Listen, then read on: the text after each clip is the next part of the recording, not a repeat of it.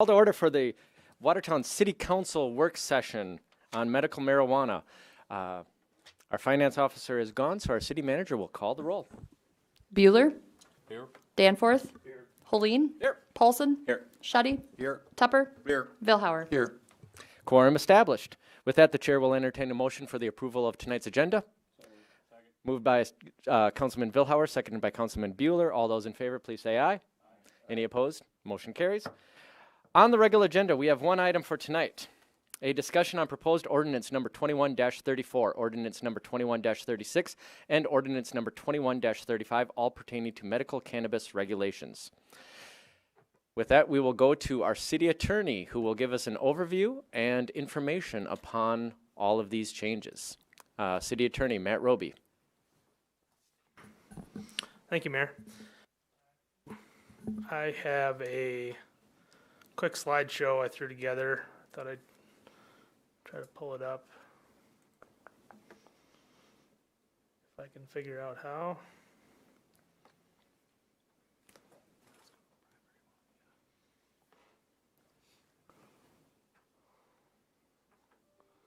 Is that up there?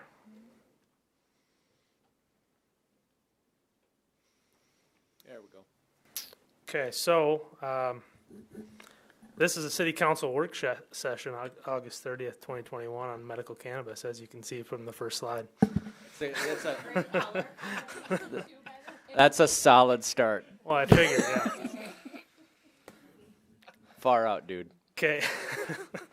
Okay, so just a brief overview of kind of what brought us to today. Initiated Measure 26 was approved by the voters on November 3rd, 2020, and went into effect July 1st of this year. Excuse me, that should be 2021. Statewide results, just anecdotally here, 70% voted in favor of Initiated Measure 26. In Cottington County, it was roughly the same, with 69% in favor. Amendment A also passed with 54% of the voters statewide, and slightly less in Cottington County at 51%. Amendment A is still entangled in the court system. We're still awaiting a Supreme Court opinion. If Amendment A gets upheld, Amendment A contained the adult use recreational provisions, so that'll really kind of throw us for a loop if that goes into effect right now. But we're waiting to hear from the Supreme Court on that issue. Also, the legislature has indicated that they very likely will make any number of changes in the upcoming legislative session. It really kind of remains to be seen what those might end up being. But the bottom line there, as you see, there are many unknowns as we sit here today. What we're trying to get in place is kind of a basic structure for the local regulation of medical cannabis under the IM26 overarching structure, where the state has most of the ability to regulate this industry, with some of it left to the local governments. So that's kind of where we're at today. Under IM26, which is now codified at Chapter 34-20G, the city can regulate the time, place, manner, and number of medical cannabis establishments.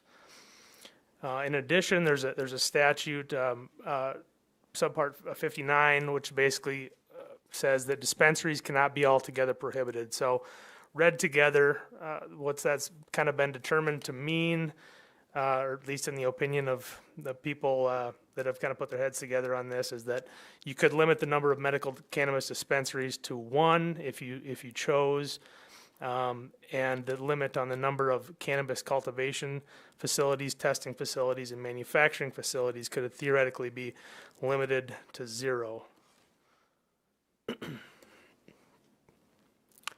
Further, the state law gives the ability for local governments to basically require a license, permit, or registration and charge a reasonable fee, quote unquote reasonable fee. The state's fee is a $5,000 fee. So again, kind of the folks that have put their heads together on this have kind of more or less come to the conclusion that a safe harbor number as far as a license fee is likely to be $5,000, but there's arguments to be made that the license fee could be obtained by coming up with a list of expenses that the city may incur in regulating the industry.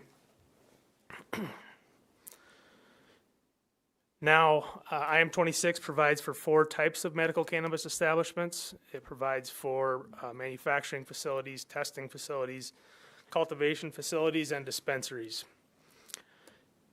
So now these next 3 slides, 4 slides, I guess, are essentially what has been proposed by the subcommittee that met over the course of a few months, consisting of 10 or so city staff as well as council members.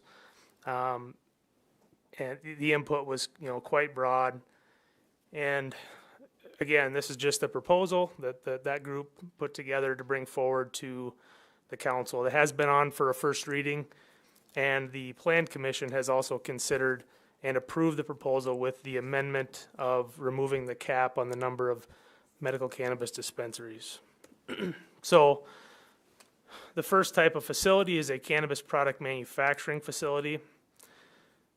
The zoning districts where that has been recommended is the I-1 and I-2 districts, the industrial districts.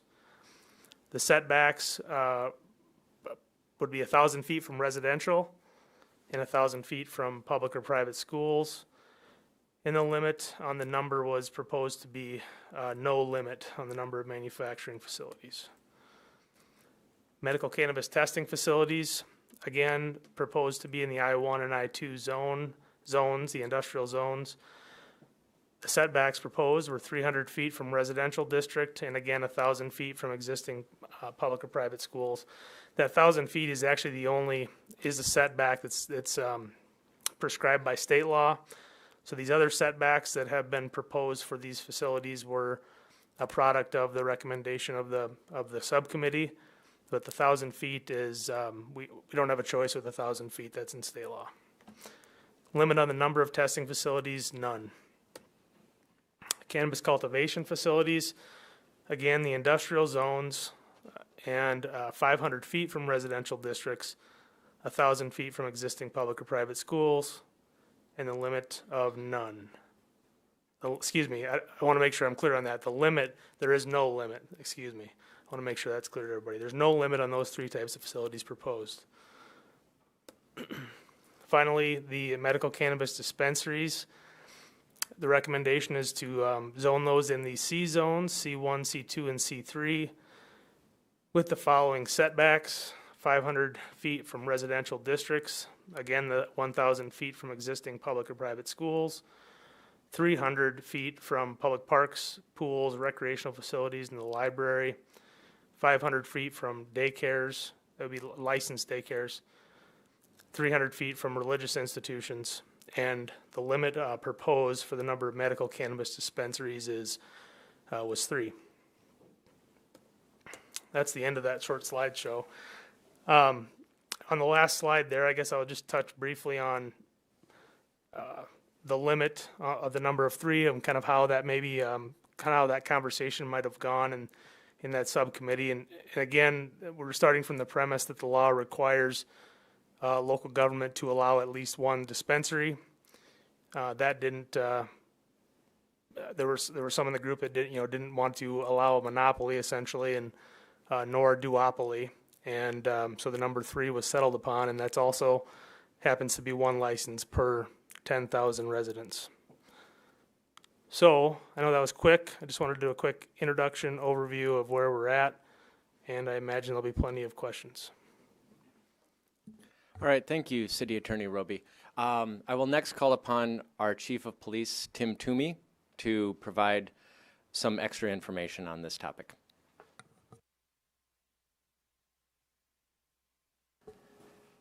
Good evening, Mr. Mayor, City Council. Thanks for having me. I first want to thank you for your work on this. It's extremely important that we proceed cautiously and we do it the right way. I have seen over my career states that didn't do it the right way, and they've suffered many consequences because of that. But because of your due diligence, I think we can avoid most of the pitfalls that have been learned from other states. There is a social impact. Obviously, there's going to be a social impact when it comes to legalization of marijuana, whether it's medical or adult use. But again, if with your work, we can avoid those pitfalls. I did bring in a demonstrative evidence of what 3 ounces looks like, because that's what's being proposed is 3 ounces for every 2 weeks per patient. So this first one is just what you would get from a dispensary. You can see on the back it's named. So a dispensary, and these are 1 ounce packages. I wasn't able to find anything in the evidence room that was 3 ounces, but I did find one that was 2 ounces. So if you just add an ounce to that, or add a third to it, you will get your 2-week supply of marijuana. Again, the potency is much higher than it used to be. It used to be 3 to 4%, I believe, and now it's up to anywhere from 20 to 30% THC potency. So it doesn't take much of this stuff to do what it's intended to do. I really didn't have anything prepared, so if anybody has any questions regarding law enforcement or anything like that, I'd be happy to answer. And I also have Captain Stahl with me. All right, thank you very much. We will keep you standby for questions. I want to make something clear to the public. We have some people in the audience today. This is an informational meeting, a work session for the City Council.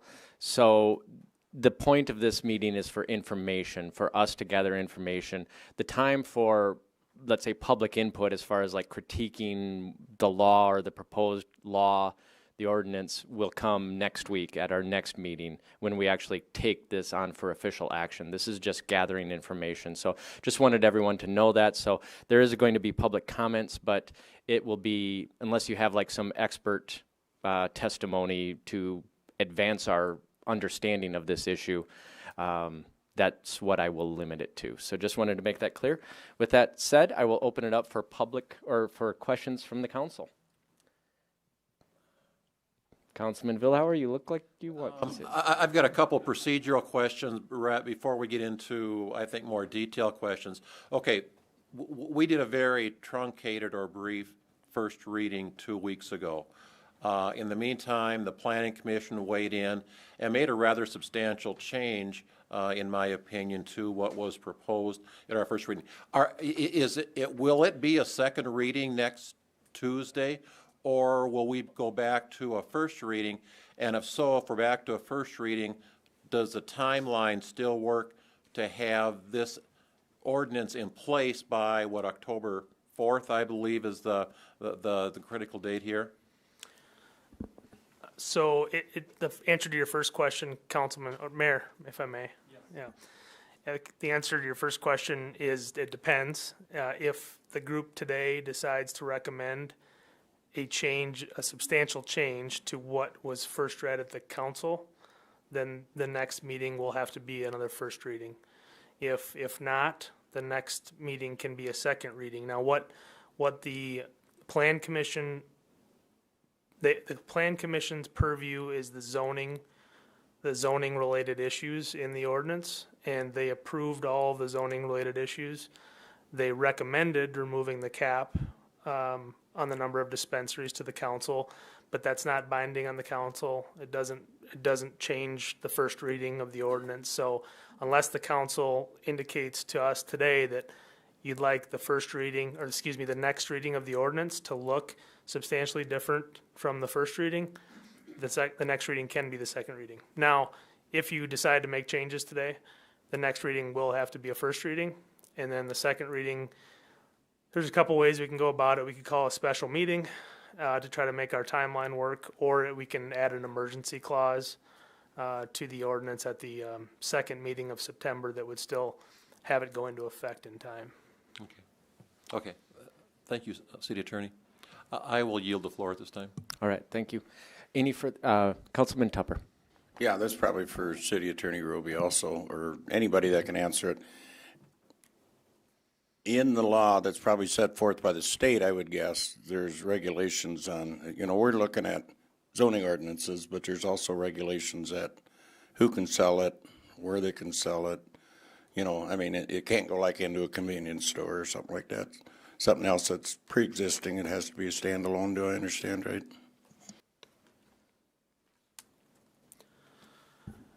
I'm almost certain the answer to that is yes, it does need to be standalone, but let me confirm that. The state, to answer the first question, the state has promulgated 116 pages of administrative rules related to this topic. And so there's a plethora of areas where the state's going to be regulating both, you know, the layout of your facility, the registration certificates at the state level, security issues, et cetera. But let me double check that. And I'll Okay, thank you. get back to you. Follow up? No? Councilman Danforth. How do you want us to do this? You know, I've got a laundry list of questions and issues. How do we? I would say, I mean, council, I mean, if any of you have questions before Councilman Danforth, I'm aware of, I'm aware of several of the questions that Councilman Danforth has, and they're good, but there are quite a few of them. There's a lot of them. So I wanted to offer up the floor to anyone. Okay, Councilman Paulson. Thank you, Mayor. I guess I just want to start by saying I think the recommendation from our Plan Commission should hold some value to this council. I think that going to no limit, obviously, I think opens up the entrepreneurship of this community, and I think there's a benefit to it because the market's going to play itself out. So I get why the Plan Commission went that route, and right now I'm fully behind their recommendation. I think that is we try to overregulate a lot in not necessarily our community, just the United States in general, and I think that sometimes less government's better, and that's where I guess I sit on that fact. But I do want to bring up the licensing fee and researching a little bit more, talking to different communities, talking to different council members in different communities. I have a list of the fees around the state that they're going to, and 5,000 is pretty common. Most of the state is 5,000. There's a few that are more, 10,000, 20,000. Sioux Falls has talked about they're throwing around 50 or 25.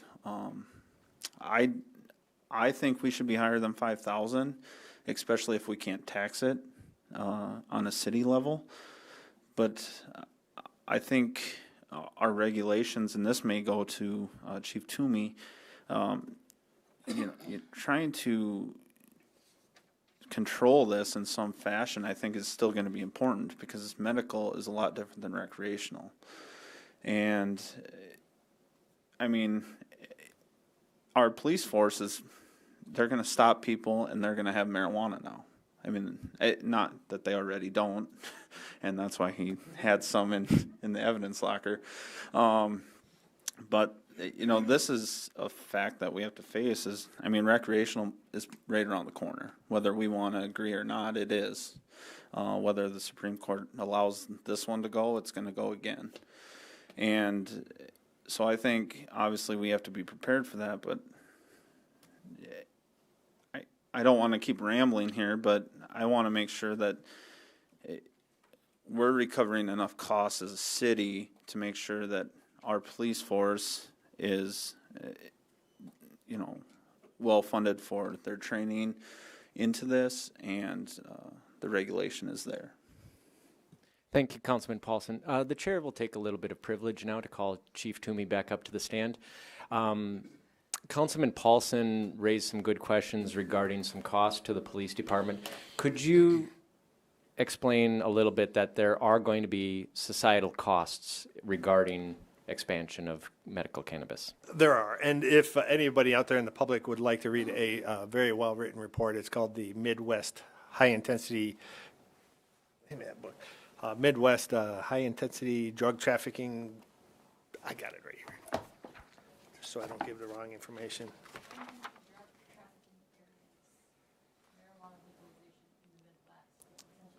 It's exactly potential impact to the Midwest, and it looks at all the other states that have gone down this road and the social impacts.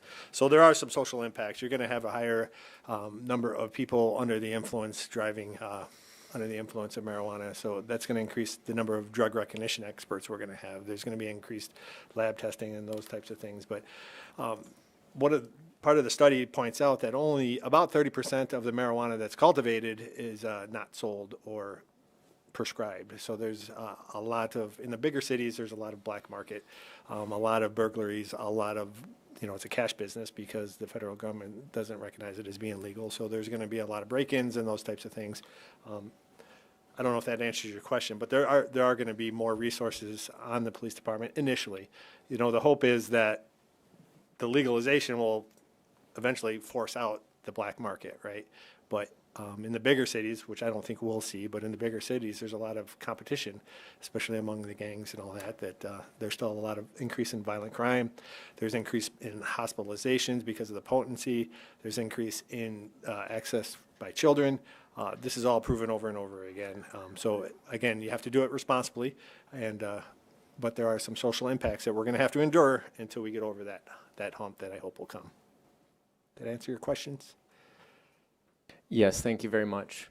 Councilman Bueller? Hi, Chief. Thanks for stepping up. Do we have any idea what a community of this size that has been in this business before, what type of monetary adjustments they've had to make?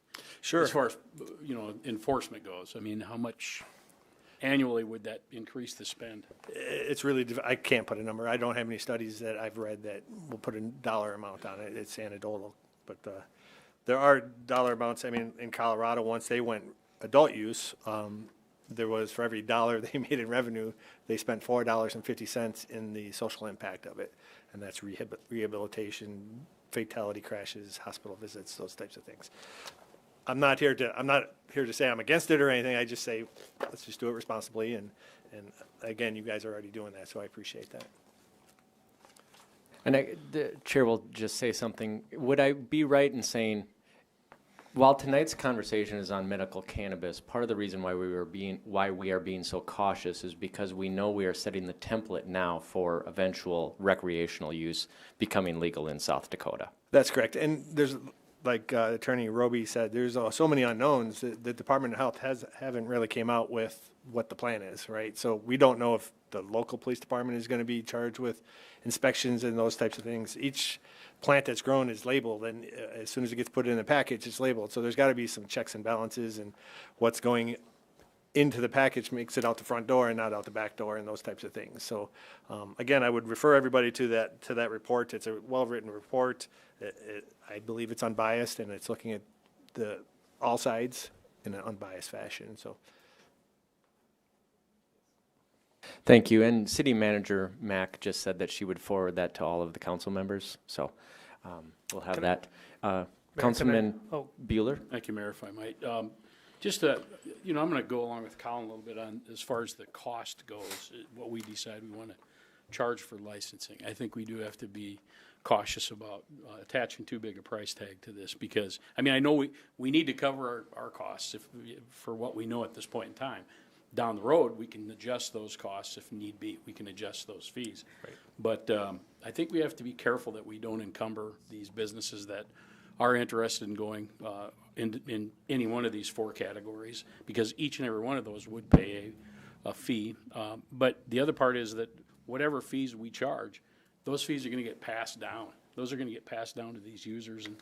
And the idea is there's a lot of folks that really need this for relief. And so I think we have to be careful. We put a big price tag on a licensing fee for this, and certainly my personal opinion is we probably wouldn't want to go over $5,000 to start with. And once we've got a better handle on what we think the ancillary costs are going to be for our community, then we maybe make adjustments down the road. But that's sort of my opinion. And I just have one question before Mike gets rolling here. God bless you, Mike, for coming with the good questions. But the I-1 and the I-2 districts, we've got where you can do cultivating, you can do testing, you can do manufacturing, but there's minimum lot sizes attached to those. And I think we have to look at how we're going to deal with that. I think we're looking at 5 acres for I-2 and 300 3,000 square feet for I-1. You know, for some of these operations, I think we got to look and say, how big do these things typically get? Because you've got to have a minimum lot size to work in those spaces. So I think that's something we need to address, and you know, if need be, I think we have to maybe make changes on our end if we can to accommodate that. But I, you know, hate to have somebody with a 20,000 square foot or 10,000 square foot building have to buy 5 acres of land in I-2. You know, that's just another concern that I have. But I'll pass on to whoever's next. If I can comment on the 3 dispensaries, I was on the committee that looked at all this, and the 3 dispensaries were determined because we can always increase from there. If you open it up to everybody and you have 20 establishments, chances are some of those are going to go out of business or there's going to be a black market. So if we allow 3 and there's a high demand and there's a lot more medical cards than there are dispensaries, pharmacies, if you will, then we can always open up another license. I would just caution, go ahead. Sorry, Chief, just so I'm clear, I wasn't discussing the number of dispensaries. That's not, yeah. No, I'm talking more about land use. If we require these other uses to be on I-1 and I-2, the minimum requirement for a facility or property acres to be utilized in those areas, it's substantial. And so, and I don't know what the hell size these things are going to be, but at some point we'll need to have some idea, and we can't, you know, I just think we need to address that issue. Absolutely. Thank you very much. Councilman Paulson. Thank you, Mayor. Mine's just to follow up on some of what he said, and I mean, I am in disagreement. Obviously, you heard my stance, but I'm afraid if we go down the path of setting a rule and then having an expectation of changing it later, that doesn't happen. And we run into issues over and over and over again with a lot of different things that we try to do that with. Changing a fee, yeah, it seems simple, but that could also force someone out of business later in you know, if they're not prepared for an increase. The number, again, if we set a preliminary number, why are we restricting a market that, why? I'm trying to understand why the council would want to restrict any number of business, because that shouldn't be, I don't think that that's our purview. I don't think we should be saying we're going to only restrict it to a certain number. I think that that's the market we live in. That's the world we live in. We have a free market. Why are we restricting to a certain number? If people want to try to start a business and it fails, that's not on the council. But if it's very successful, again, that's not on the council. And that's where I think the entrepreneurship has a lot to say. I guess that's my response to that. The chair is going to ask the council. I apologize for letting it get out, but let's focus on asking questions at this time. Time for council deliberation, talking amongst ourselves, offering our opinions. That will come after the questions, because some of our opinions might change based upon the questions and the answers that we hear. So let's go through the list of questions that we have to frame the deliberations of the council afterwards. So we are focusing only on questions, and these questions will be mostly to City Attorney Roby and Chief Toomey, but they can be to others as well. With that said, I will go to Councilman Danforth, who has waited patiently. My battery died on my phone now. It's been so long. But no, and these are just a lot of them. There's no rhyme or reason into some of them. I think, Matt, did I copy you on a lot of them?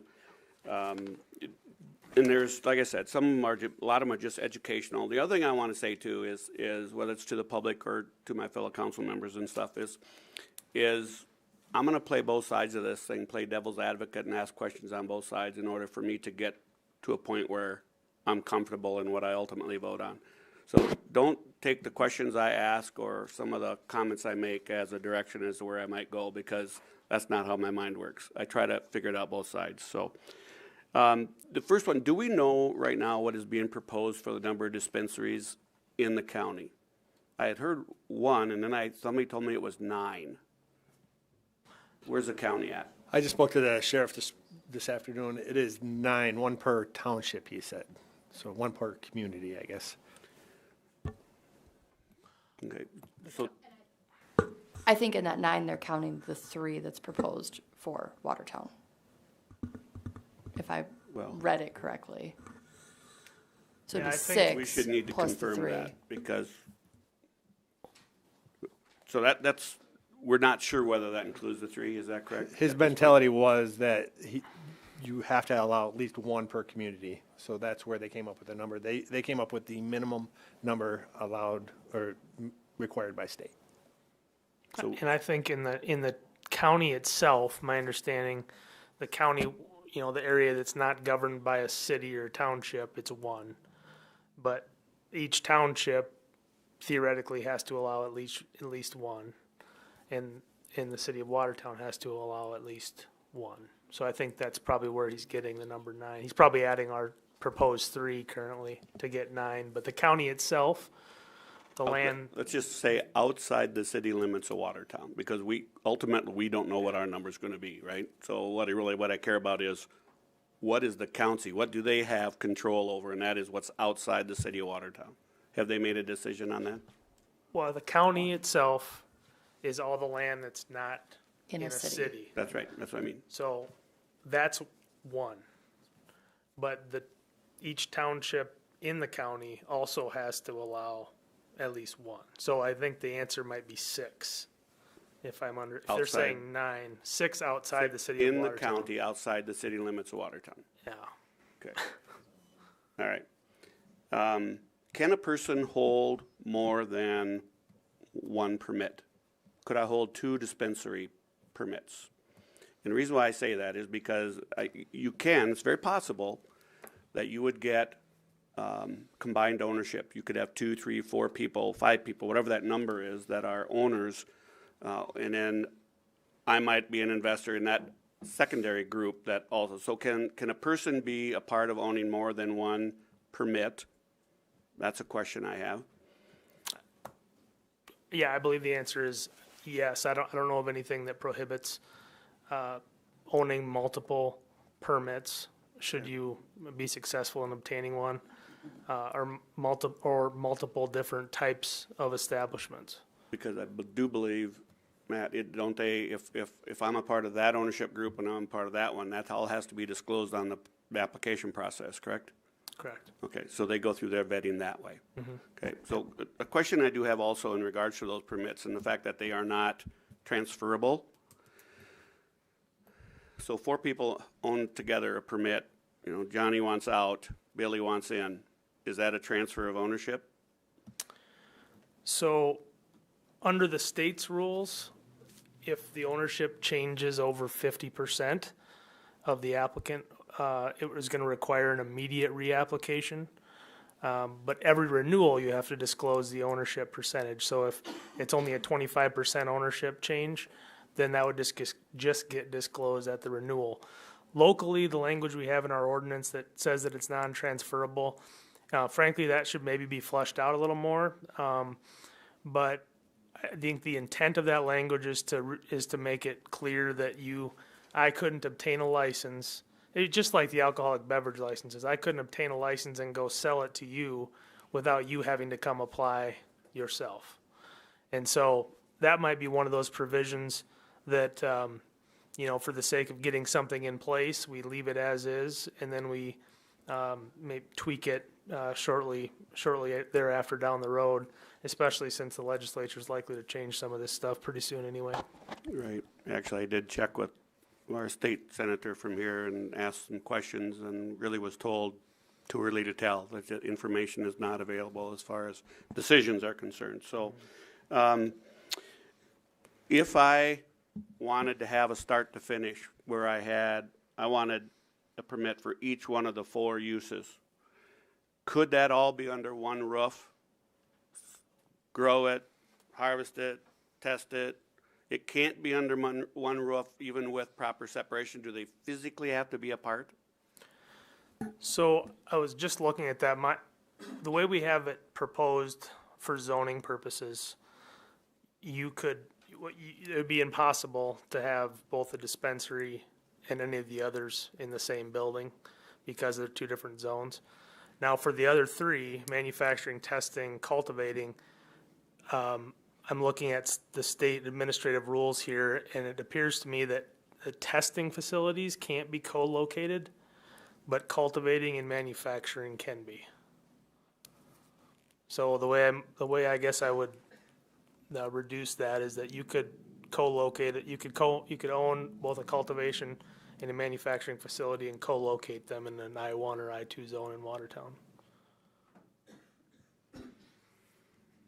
And to answer Councilman Tupper's question earlier, we do have a restriction on co-locating dispensaries with other types of establishments.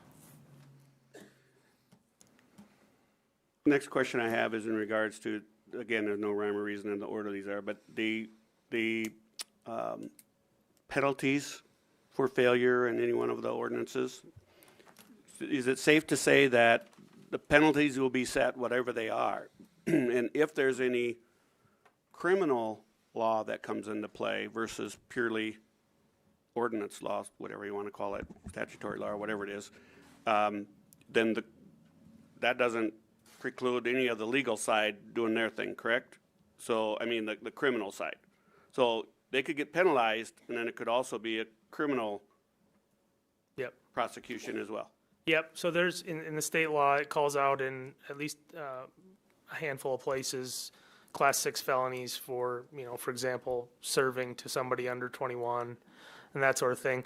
Where this is going to get interesting, and I think this may be high on the list of priorities for the legislature to address, is that it prohibits anybody except the Department of Health from inspecting these facilities, which begs the question, why could, the police can go into alcoholic beverage establishments and do compliance checks. They can, why would this be any different? And so I think the legislature is going to correct that. That's going to allow local police to have a more active role in enforcing some of these things. But as it's written right now, only the South Dakota Department of Health can go into these facilities. Okay. I only got just a few more here. So if I am a grower of medical marijuana, is it state law that I in turn have to, the customer has to be a licensed manufacturer or dispensary? And is that correct? Yep. In state? What about those that would be out of state potentially? Are they restricted there? You mean, can an in-state grower sell to an out-of-state? Somebody out of state, and then do the same rules apply? If we don't know what the other states do, right? Well, I think that those growers, I will say that if they don't sell to a licensed, if those cultivators don't sell to a licensed manufacturer, that would be against the law. Now, across state lines, that's something I may have to get back to you on. This is getting, it's the way the law is right now. Of course, it's still federally illegal, and that creates issues when you cross state lines. But then if you cross into a state where it's legal, I'd have to do some research on that for you. What about online sales? Can they do online sales? I haven't read anything in here that would prohibit it. That's why I'm wondering. Again, those are online are governed by the federal government, so I would imagine they cannot. One would assume, but that's just speculation. Yeah, I think I don't know. I'd have to double check on that one too, Councilman. I think the transaction has to take place on premises, as far as I know, under the current scheme. Yeah, Captain Stahl just pointed out, in order to sell, you have to have the card in hand, and you have to be able to verify that card. But I think we're talking about distribution, so you can't. Yeah, it's got to be federally legal, is our opinion, at least. Now, there is, supposedly there is kind of an online marketplace that has cropped up. I don't know about in South Dakota yet, but, to get your card, I think there's ways in other states that have cropped up to just go online and talk to somebody virtually to get your registration card. Let's see here. I will say, and I do just want to make a couple comments, and I'll ask this question. What is our beer and wine license fee? Isn't that 10,000? Well, the beer and wine license is just $300 a year. Okay. Well, the 10,000 is the one with the, So it's $1,500 a year to renew your on-sale license and off-sale license. But the one maybe in that email I referenced, that's that restaurant full-service on-sale license that we set at $100,000 that nobody has purchased yet. okay. But I think the one I'm referring to is probably the one if you want video lottery. Is that correct? Video lottery is the $10,000. So those are actually, that's a secondary market transaction you're thinking of. I don't know what those are going for on the secondary market right now. But the video lottery licenses in Watertown, 25,000, Mike said. Mike said he sold his for 25,000. Yeah. So, Well, I do agree that the fee should get looked at. I'm all over the board on both sides of whether we restrict the number of dispensaries or not. I think you need to walk before you run on one hand, but on the other hand, I feel if we are comfortable with our control measures, then maybe it doesn't matter. The only other thing that at least right now, that the setbacks and the varying setbacks that we have don't make a lot of sense to me. I think we can clean that up. We don't need to have that many different types of setbacks, in my opinion. We're 500 feet from something. We're 300 feet from something. My first question is what are we afraid of? If we're afraid of it, then what are we doing? Then we don't have the right controls in place. So I think that can get looked at, those setbacks. We're 500 feet, I believe. I don't have it with me here. 500 feet. Councilman Danforth, if this is Okay. comments, that's I think different it than needs to get looked questions. at. Yeah. Because there might be further questions about the zoning and the setbacks coming from council members that might clarify that a little bit more. I just want to make the comment section as productive as possible, and for that, information comes first. With that said, I know Councilman Vilhauer had some questions.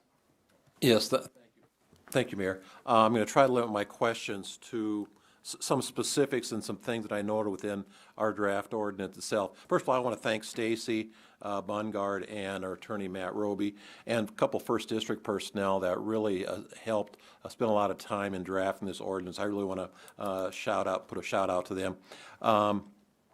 As I understand it, the $5,000 application fee is for all four aspects of what we're looking at here. It's not just the dispensary, it's for the manufacturing, cultivation, and testing as well, correct? that's correct. Okay. And if there is a limit placed on the number of dispensaries, is it a first come, first serve sort of application process as far as who gets them, assuming that they then meet the state requirements? Is that your understanding? So Or is that our intent? Maybe I should ask. it's going to be, frankly, there's probably going to have to be, if we keep a limit, we're probably going to have to add a provision, which I don't think will be a substantial change to the ordinance overall, but a provision for kind of a first wave of applications. And so the state has a procedure in their administrative rules that they will, once you come to the city, you'll receive you'll come to the city and say, hey, I want to put my XYZ establishment here. We'll tell you that that's okay or not okay. Once we've told you that's okay, then you'll get your license, and then you'll go to the state, and the state will take that person through their whole vetting process.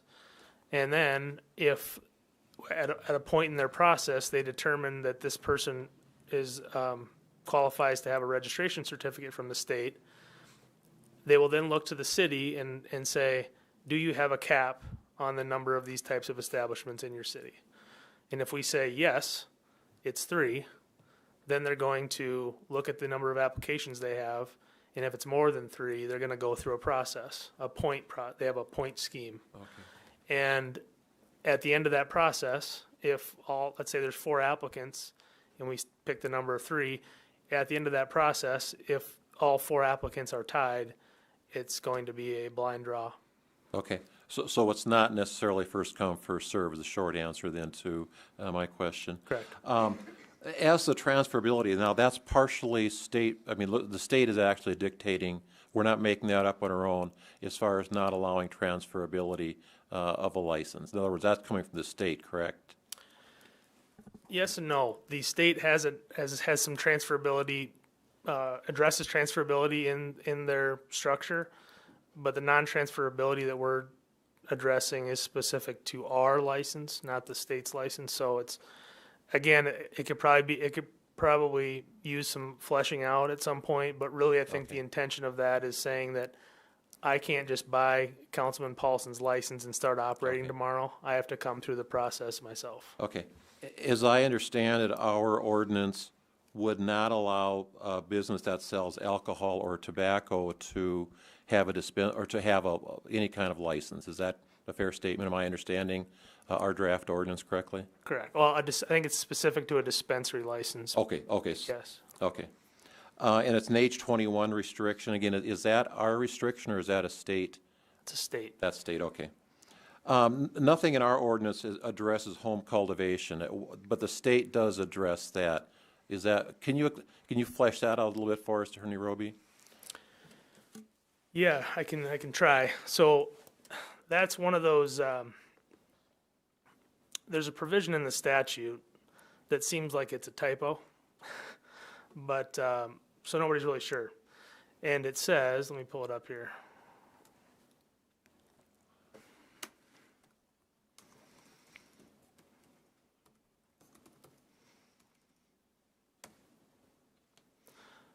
Well, I guess I can just try to paraphrase. Basically, it says that a card holder can cultivate at home no less than 3 plants. And you think it probably means no more than 3 plants, but it says no less than 3 plants. So you can't cultivate 2 or 1. You can only cultivate 3 or none, which doesn't make any sense. But anyway, that's what it says, and so I think that's going to be something the legislature will address. But that being said, no, our ordinance, the state law does not give cities the right, in my opinion, to address home cultivation. Okay, so that would be allowed in some number or fashion per the state rules then? Okay. Yeah. Okay, no smoking would be allowed in a public place is what we're saying in our ordinance. Am I reading that correctly? Correct. Just a couple questions that relate to, I'm not sure if it's typos or if it's my misreading. Under the manufacturing rules per our ordinance, there's a couple of references under the manufacturing rules to cultivation. I didn't know if that was intended or if that was a typo. I saw at least 2 different places where under the manufacturing rules, cultivation was referred to. So you may want to take a look at that. And in that same area on, I think it's page 13 of our proposed ordinance, there was a sentence that got cut off, a couple words and then the rest of the sentence was cut off. So just a couple, not sure if they're Scribner errors or what we've got there, but you may want to take a look at a couple things within our language. Could you repeat that? I was looking at the cultivation and manufacturing. Could you repeat the last point you made there? I think page 13 of our ordinance, there was a sentence, and I've got it highlighted someplace.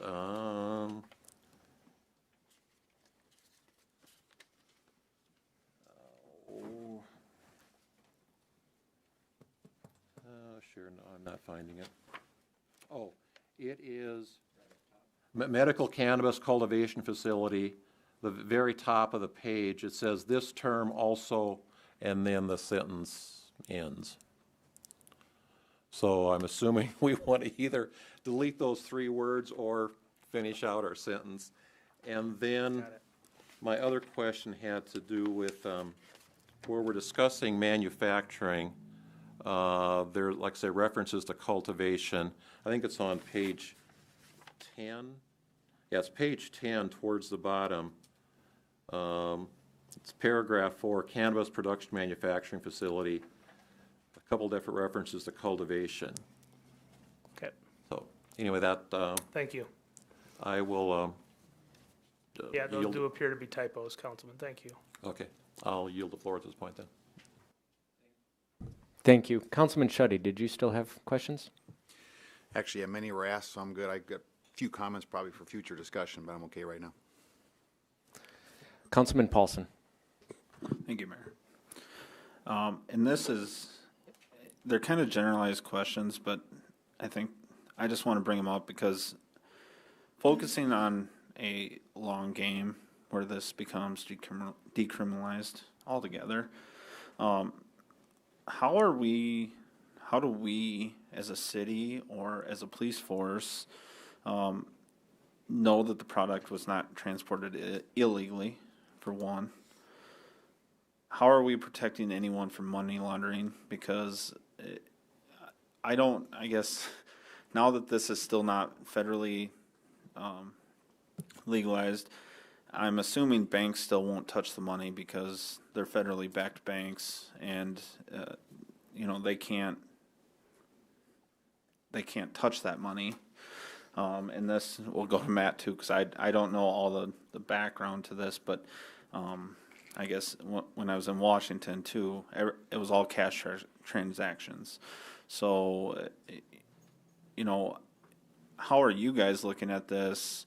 I guess I don't know if you've done a lot of research into that, where there's going to be a lot of cash flow around town. Yeah, and you could just look at newspapers across the country on where the states are legalized that this is happening.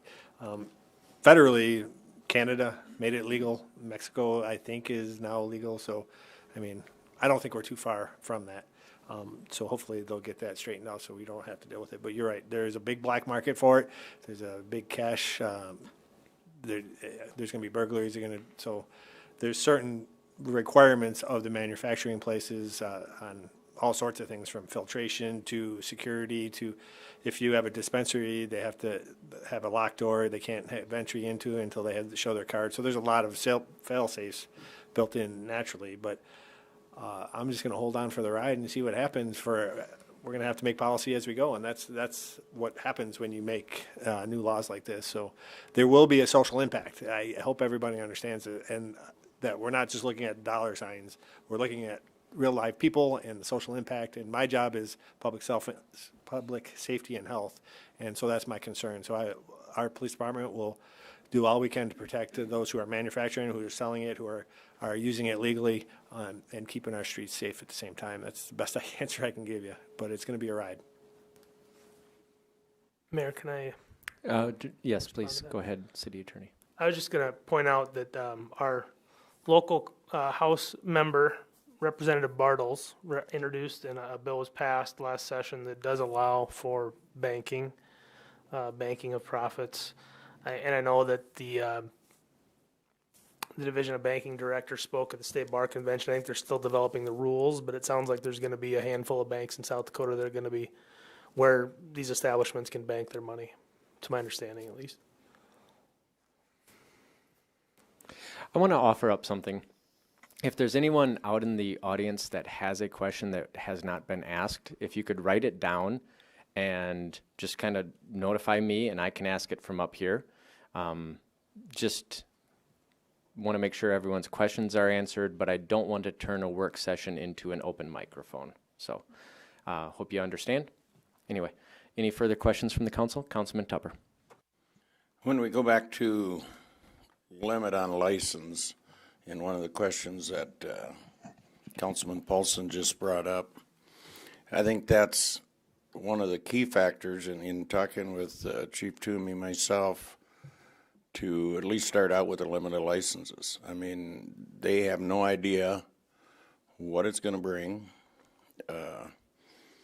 He has no idea what it's going to bring to his force to be able to take care of that. And if there is a lot of corruption, or not corruption, but burglaries, things like that, he's still got the same amount of people to take care of that. And that puts public safety at jeopardy. I'm not against someplace down the road increasing the number of licenses, if per se we need them, but I would strongly support the number of 3 licenses. And I think I've heard it mentioned 3-4 times tonight about what's coming down the road, and it's going to be legal for recreational. That's not the reason for this meeting tonight. This meeting was called for medical marijuana, and that's all we should be discussing in this meeting. Thank you. Any further questions from the council?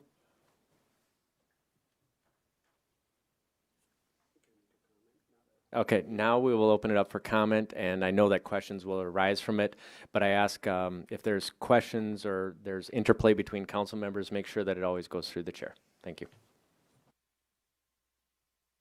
Councilman Danforth. Yeah, thank you, Mayor. I did talk to Representative Deutsch today and just had some questions about what he knew or thought was coming out of Pier, going to be coming out of Pier, and I asked about the process of identifying who is dispensing, who is issuing the prescriptions, which I was told they aren't prescriptions, they're certifications, and then also the frequency of that.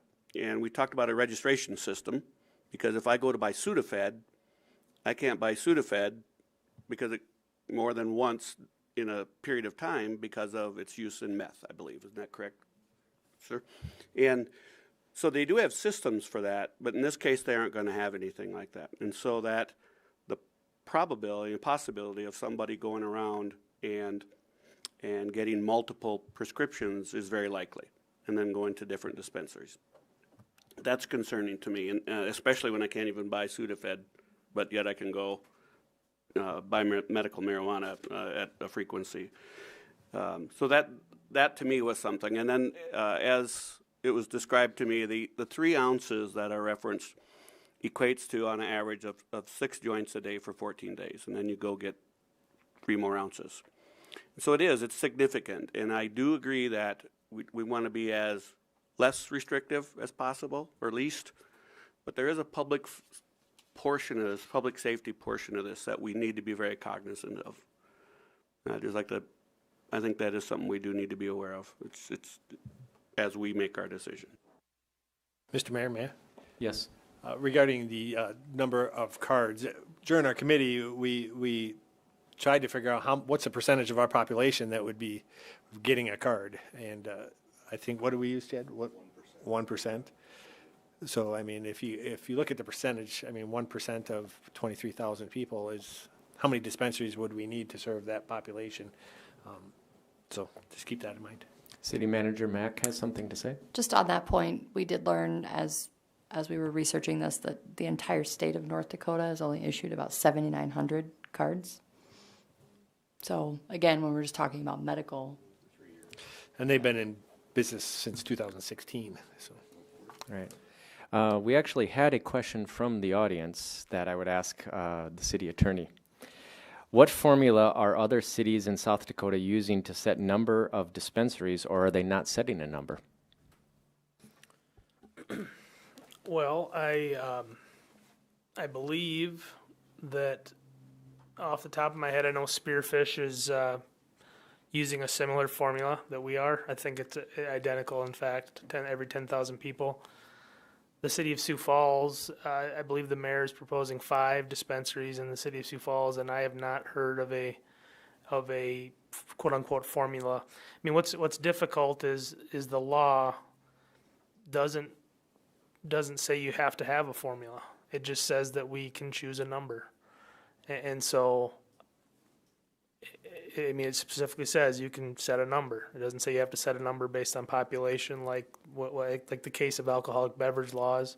It just says you can choose a number. So it really came down to a judgment call of the group to bring forward for discussion. And it doesn't say you have to set a number. Again, it just says you can set a number. So again, off the top of my head, I know Spearfish has a similar formula, and I don't believe Sioux Falls has one. I think they just picked the number 5. Thank you, City Attorney. Just a quick question, kind of akin to that, is there is no flexibility for taxation on this. So there's no other communities even attempting that, are they? Not taxation, but there are communities, as Councilman It's just the fee. Paulson pointed out. There's just they're tweaking with the fee a little bit. Yeah. All right, Councilman Paulson, did you have something? Yeah, I guess it's a comment / question to the council is, why are we dead set on picking a number? We don't limit the number of pharmacies. We don't limit the number I mean, liquor stores are because there's a state law that says we can only have so many liquor licenses, but why are we dead set on picking a number to limit this? Because for medical, it is identical to a pharmacy. Other than, because even as Mike pointed, or Councilman Danforth pointed out, is even though it's just a certification, you still have to have a medical license to get that certification or given it to you. So I guess, there's not going to be doctors out there that are just prescribing or giving the certification to anyone. I just can't understand why we would limit it. That's what I'm getting at. City Manager Mack, you had something to say about this? I'd just like to provide just a point of clarification that the 3 number wasn't something that was directed from council to staff and the committee. Build your recommendation around 3. To Attorney Roby's point, there is no prescribed formula, so we were sort of just shooting in the dark, to be honest, on what we thought would be fair. I think we were all in agreement that 1 was not appropriate, that we needed to probably have more than that. And I think it would behoove the group to think not just about a limit, but what the trade-off might be for unlimited. So do you allow unlimited and then increase the fee, the licensing fee, to help mitigate, every Joe Blow from opening one to alleviate pressure from the police department. Is that pun unintentional there? Pun unavoidable. Yes. I've been doing that all day. So just some things to think about, but I just want to make it clear that the number 3 wasn't a directive from anyone. It's purely a recommendation and a starting point for the discussion. Mr. Mayor? Yes, Chief Toomey. Regarding the cards, we have heard, I haven't seen the proof of it, but there's a doctor in California that you just call and you tell him what your symptoms are, and he issues you an online card. You print it out, and it is honored here in South Dakota. We have to honor any card from across the country. Can I speak on that? Councilman Beeler, would you relent to your colleague? Yeah, go ahead. Councilman Tupper. Chief, that is true. I mean, I got a gentleman that I work with. It was a phone call to California. Send him $50 on a credit card. For an extra $20, he got the California card, and he got his tribal license, or first his tribal for $50, then he got his California card, which will need to be accepted in the state of South Dakota. Never once visited a doctor. Told the doctor that when he was a kid, he was in an accident. He's been suffering from pain. So $70. That's why if you go down Flandreau, they've had over 8,000 card holders in 3 months. And the state of North Dakota hasn't had that in 3 years. We're talking about a number of dispensaries. I think it's a mute number, really. Councilman Beeler?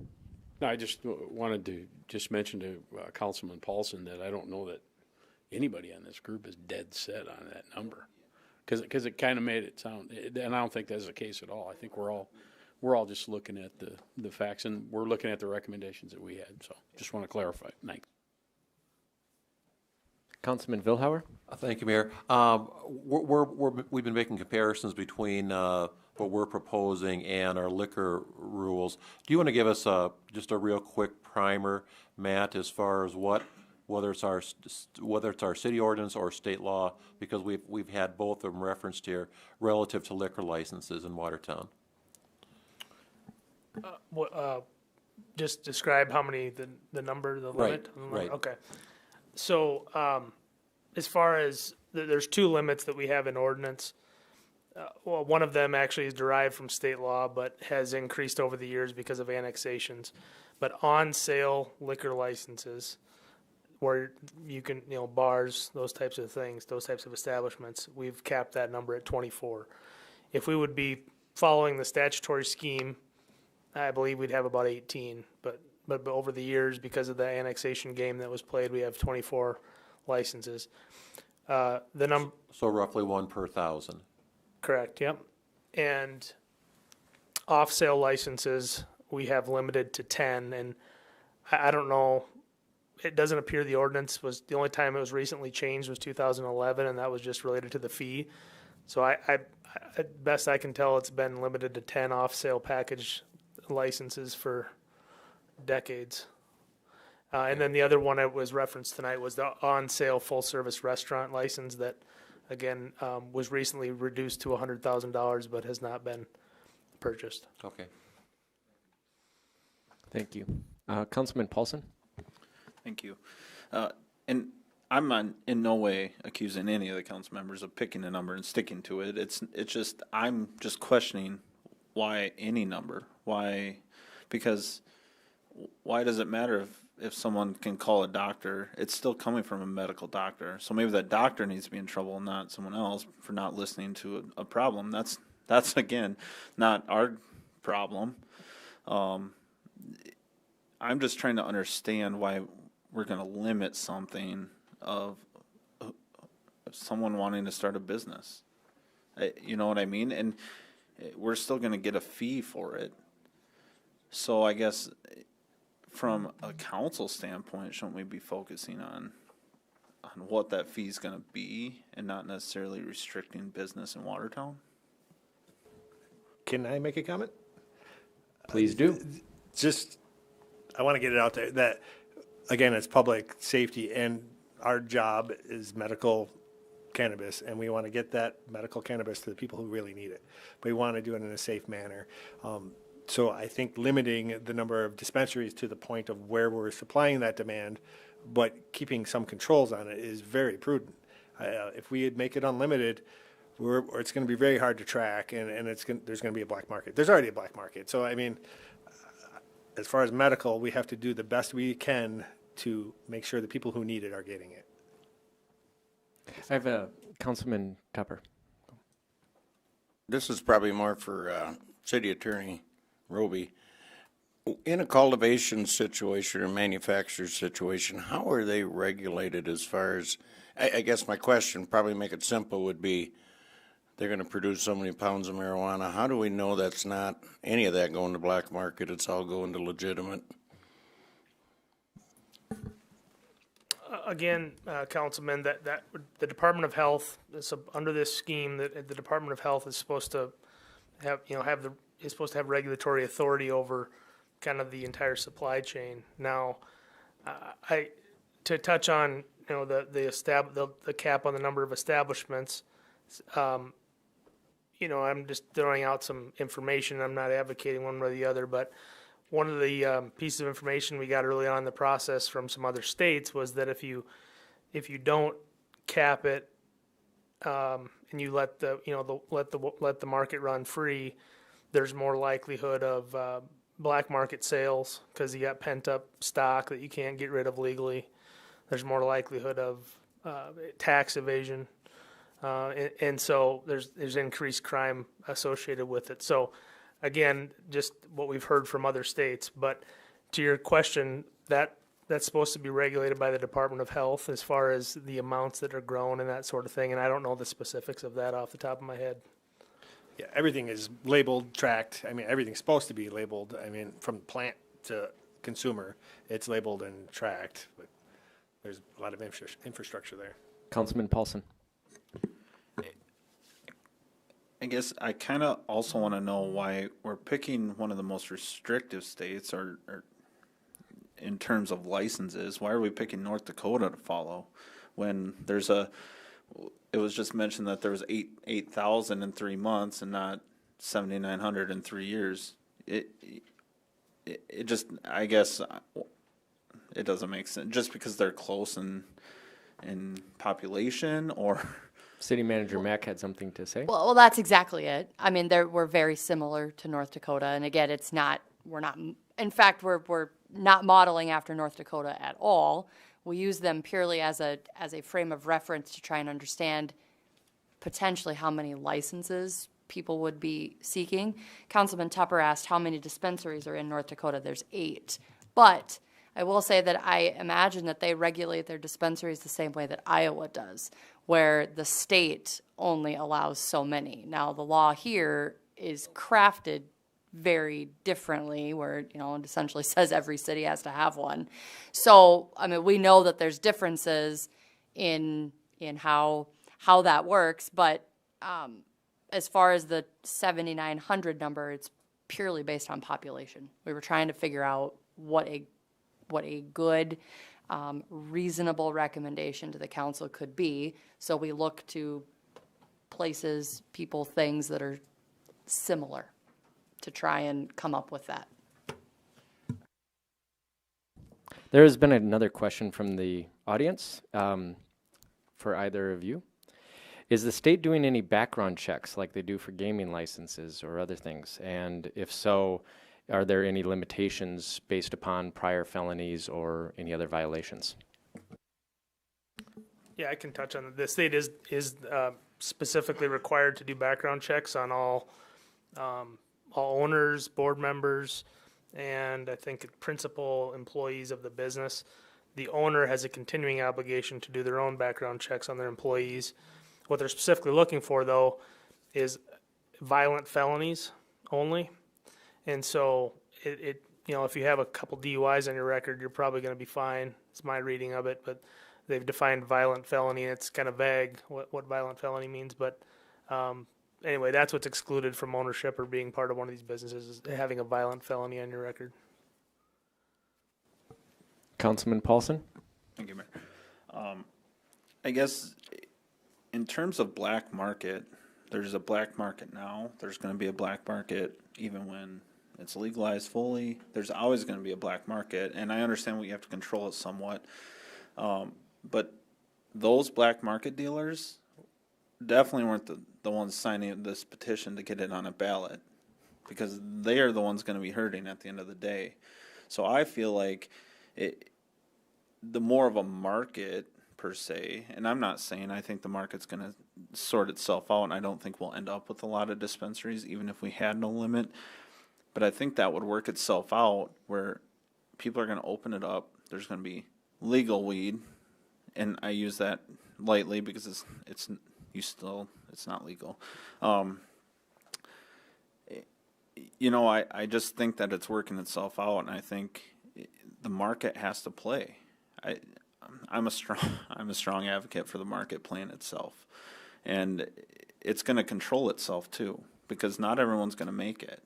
People will try, and I think they'll not make it, because I think we're going to find really quick how many our town can support, how many our state can support, and I think there is going to be a learning curve, and I think Chief Toomey kind of mentioned that in one of his responses, that when I talked about transporting and money laundering, is we're just going to have to play that game for a little bit and figure out what it is, how we're going to control it, because I think there is going to be some issues, just like every other state has had those issues, and I think it just works itself out eventually, is kind of where I'm sitting. Mr. Mayor? Chief Toomey. The black market that I'm speaking of is the black market created by the dispensaries, not the current black market. So you are going to have some black market marijuana going out and reaching kids in our community. So we as a city need to do our due diligence, like you are, and try and avoid that from happening. So that was my point. The chair would like to ask a question to the chief. I will preface it. Actually, I can wait. But how much... Do you have any idea? I know that you said you don't really have any idea how much this might cost you, but in increased work for the police department, any idea? Well, one DUI investigation that involves a drug recognition expert takes a normal DUI from approximately an hour of from the stop to arriving at the detention center, now adds several hours to the investigation. I mean, we have to call a DRE and it costs overtime. So drug recognition experts in itself is going to cost us money. And then we got to talk about our canine dogs, which we're going to have to buy 2 new canine dogs because they're trained on marijuana, so we're going to have to redo that. So it's going to cost, it's a 10-week training for the dog and the handler. So, I mean, I could just keep going on and on and on, and I'm not pulling alarm bells or anything, but there is going to be a cost to our department, and it's yet to see on what that is. Would it be safe to say that barring charging $1 million for this license, there's no way that we're going to recoup the costs? You're going to add $1 million to our budget? Thank you. Right. I'm just saying, because Right. I mean, what's the cost of, I mean, I don't want to get on my high horse here, but what's the cost of keeping marijuana out of a 12-year-old's hands?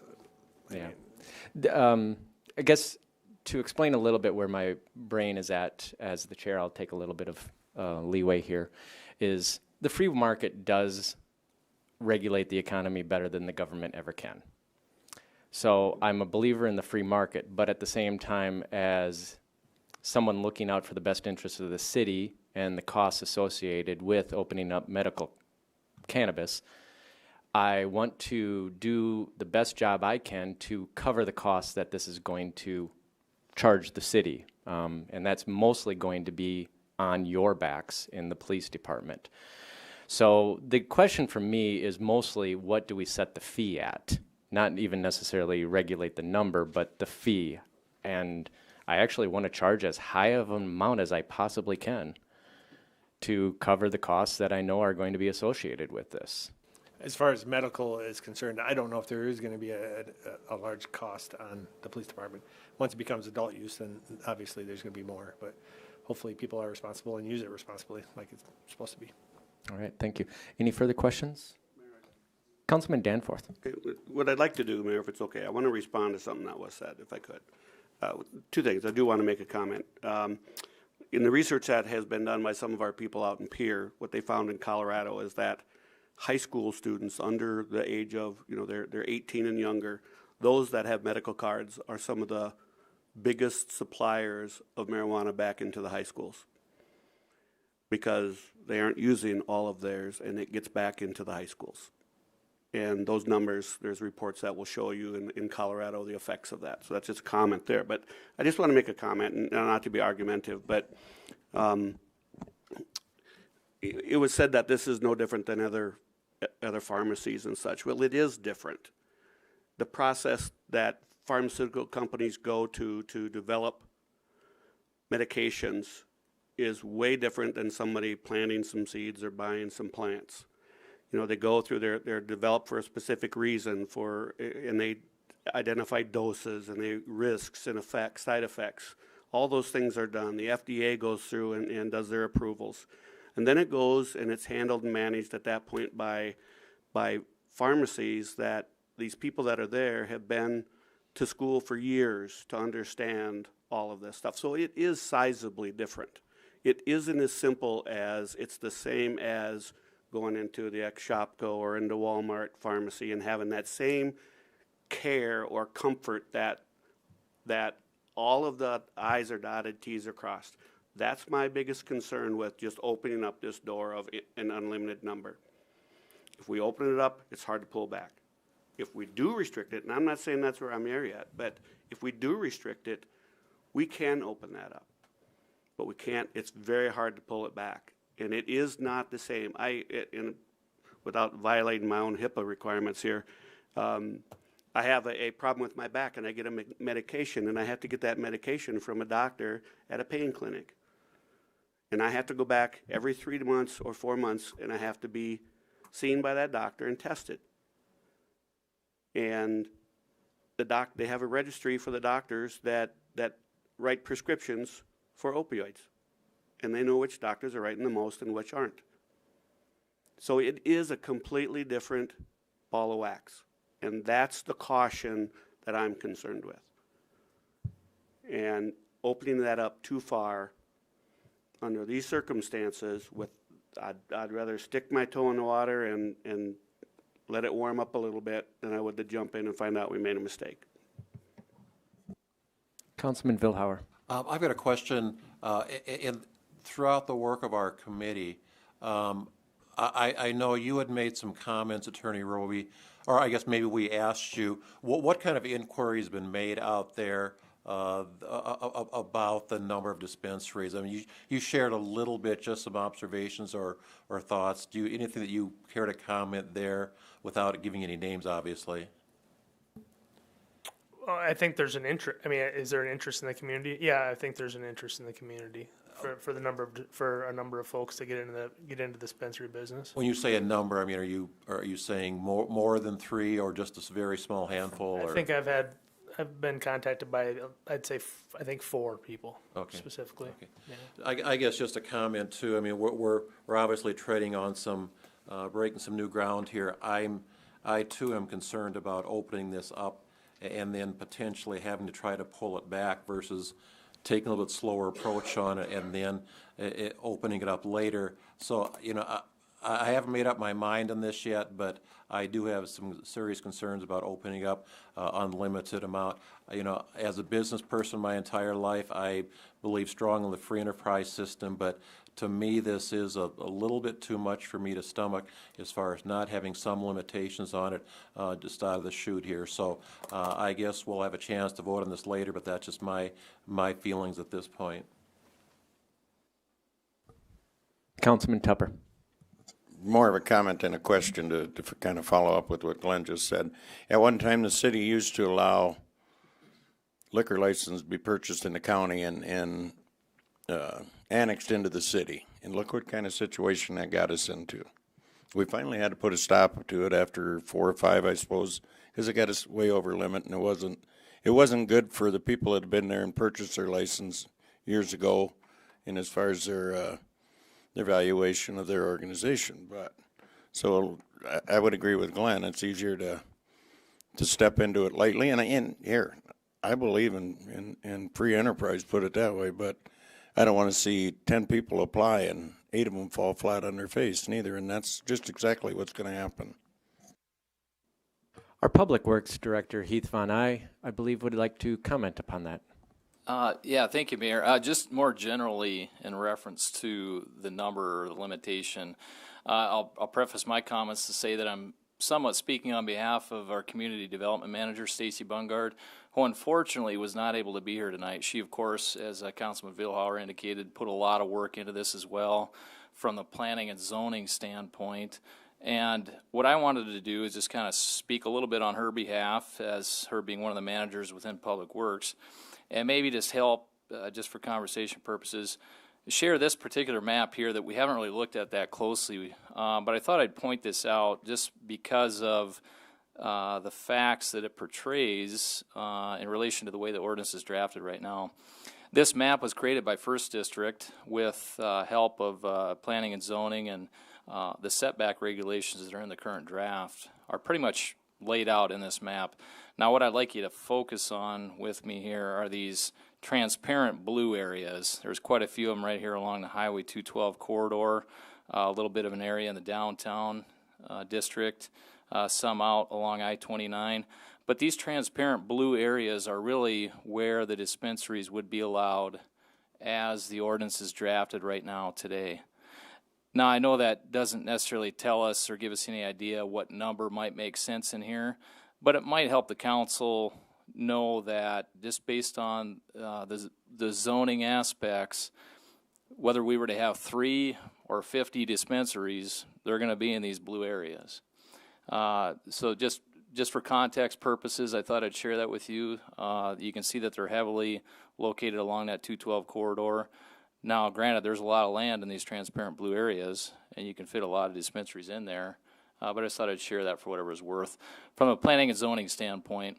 And I think that Chief Toomey and Attorney Roby, who were on the committee with Stacy, have spoke to the other components that Stacy probably was spoken to as well regarding why the committee came up with that number 3 as far as the limitation is concerned. So just wanted to share those comments on Stacy's behalf. Actually, Councilman Shetty had his hand up first. You know, all the questions that are being asked and all the perspectives and the free market and the, you know, the business side of it, the medical side of it, the policing side of it. You know, just, you know, City Attorney Roby, the law that was passed in November of last year, it was passed for the use of medical marijuana, correct? It wasn't on there about how many dispensaries or free market or how much money people can make, and you know, and the capitalism part of side of it. reason I say that is this, if we have let's say 2, 3, 4, or even 50 dispensaries, let's just say 3, that what's being projected right now, would that limit the scope of people being able to get their prescription or whatever you would call it? I mean, if we have 3, would that be a hindrance for them to get what they need for their medical purposes? I mean, that's one question to think about. So if that doesn't, let's just say if that doesn't limit, that doesn't get in the way, they can easily get what they need with 3 or 2 or 4 or whatever. That's the purpose for the law, was so that people could use it for medical purposes. So if that's the purpose of the law, I agree. I would see it as, why not the walk before we run? Let's see where we go. And if the main purpose is so they can get it medically, the capital, I mean, we got to look at it from the business side of it and people who are going to have the free market. But that can almost cloud this a little bit. The main purpose of the law was for people to have medical use. And if 3 does it and keeps it within the parameters of keeping it a little more public safety, I would say, why don't we just focus on that as the foundation of this before we move forward too much? Councilman Paulson. Thank you, Mayor. So I have 3 things, and the map Heath just showed actually, I think, makes kind of my point valid, is these zoning requirements are going to limit everything because there's only certain locations that they can go anyway. So it doesn't matter if we allow 50 or we allow 3. People aren't going to put them next to each other. It just doesn't make good business sense.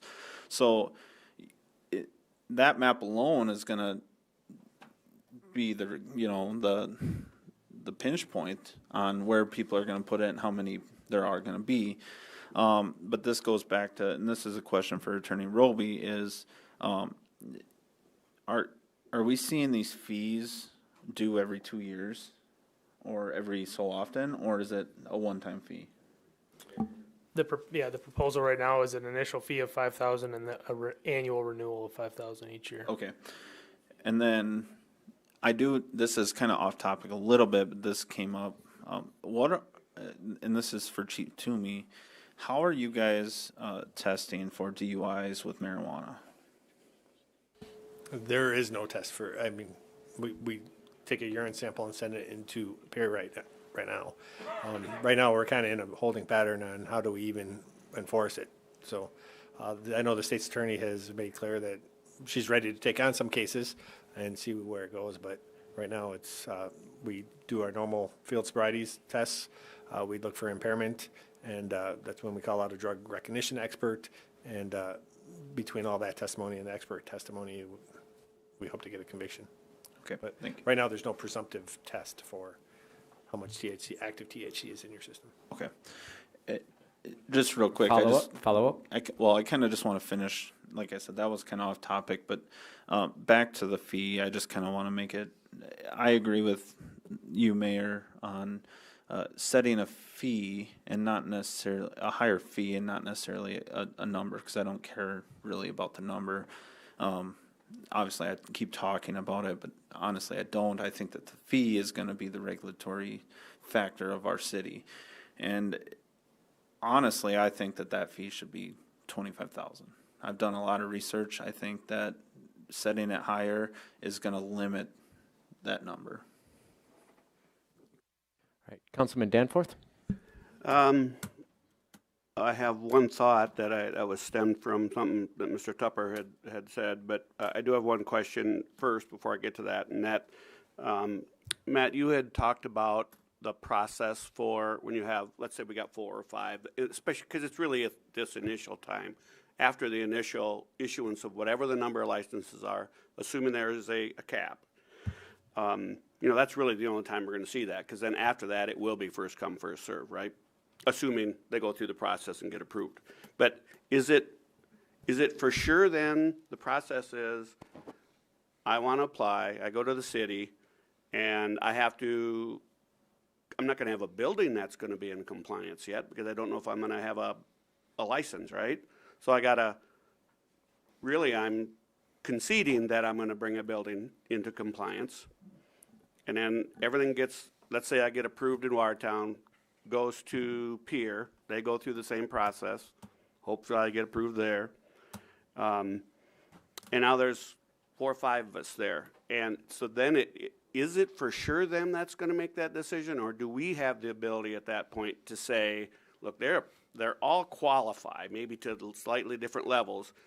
Can we make that determination here, or does that have to be made in Pier? Let me touch on that first comment you made regarding the building permit or whether the building's ready or not. So the way, and some of this is just going to be, we're going to kind of see how it transpires once it's in force. But the way the state administrative rules read is that when you go to the state, they want to see that you have checked off every box necessary locally, which to me means that you basically have a contingent building permit. And so you have to come to us and identify your location, get approved for the zone, run through whatever, if it's an existing building or a current or a new building, you have to run through that whole gamut through community development. And basically, I envision it being almost a conditional building permit. This is conditional upon the state issuing you a registration license, because the state's rules say you can have nothing left to do locally by the time you get to us. Now, the second part of your question, the answer is no. We could come up with a process locally if we so chose. That the law gives us that ability to vet applicants and decide which ones are most beneficial, that's the word used, to the city. And so if, for example, we had 4 applicants and we limited it to 3 and it went out to the state and we said, hey, we have a limit of 3, one of the points is them asking us which applicants are most beneficial. And so what we have here in this proposed ordinance is the proposal is to say, we're not going to comment. We're not going to take a stance on an applicant. But the law allows you to do that. To me, it seems fraught with the likelihood of us getting sued because of somebody's subjective opinion about somebody. But the law appears to allow us to come up with an opinion on who we believe to be the most suitable to operate a business in our community, if you wanted to pursue that. If I can follow up. Yep.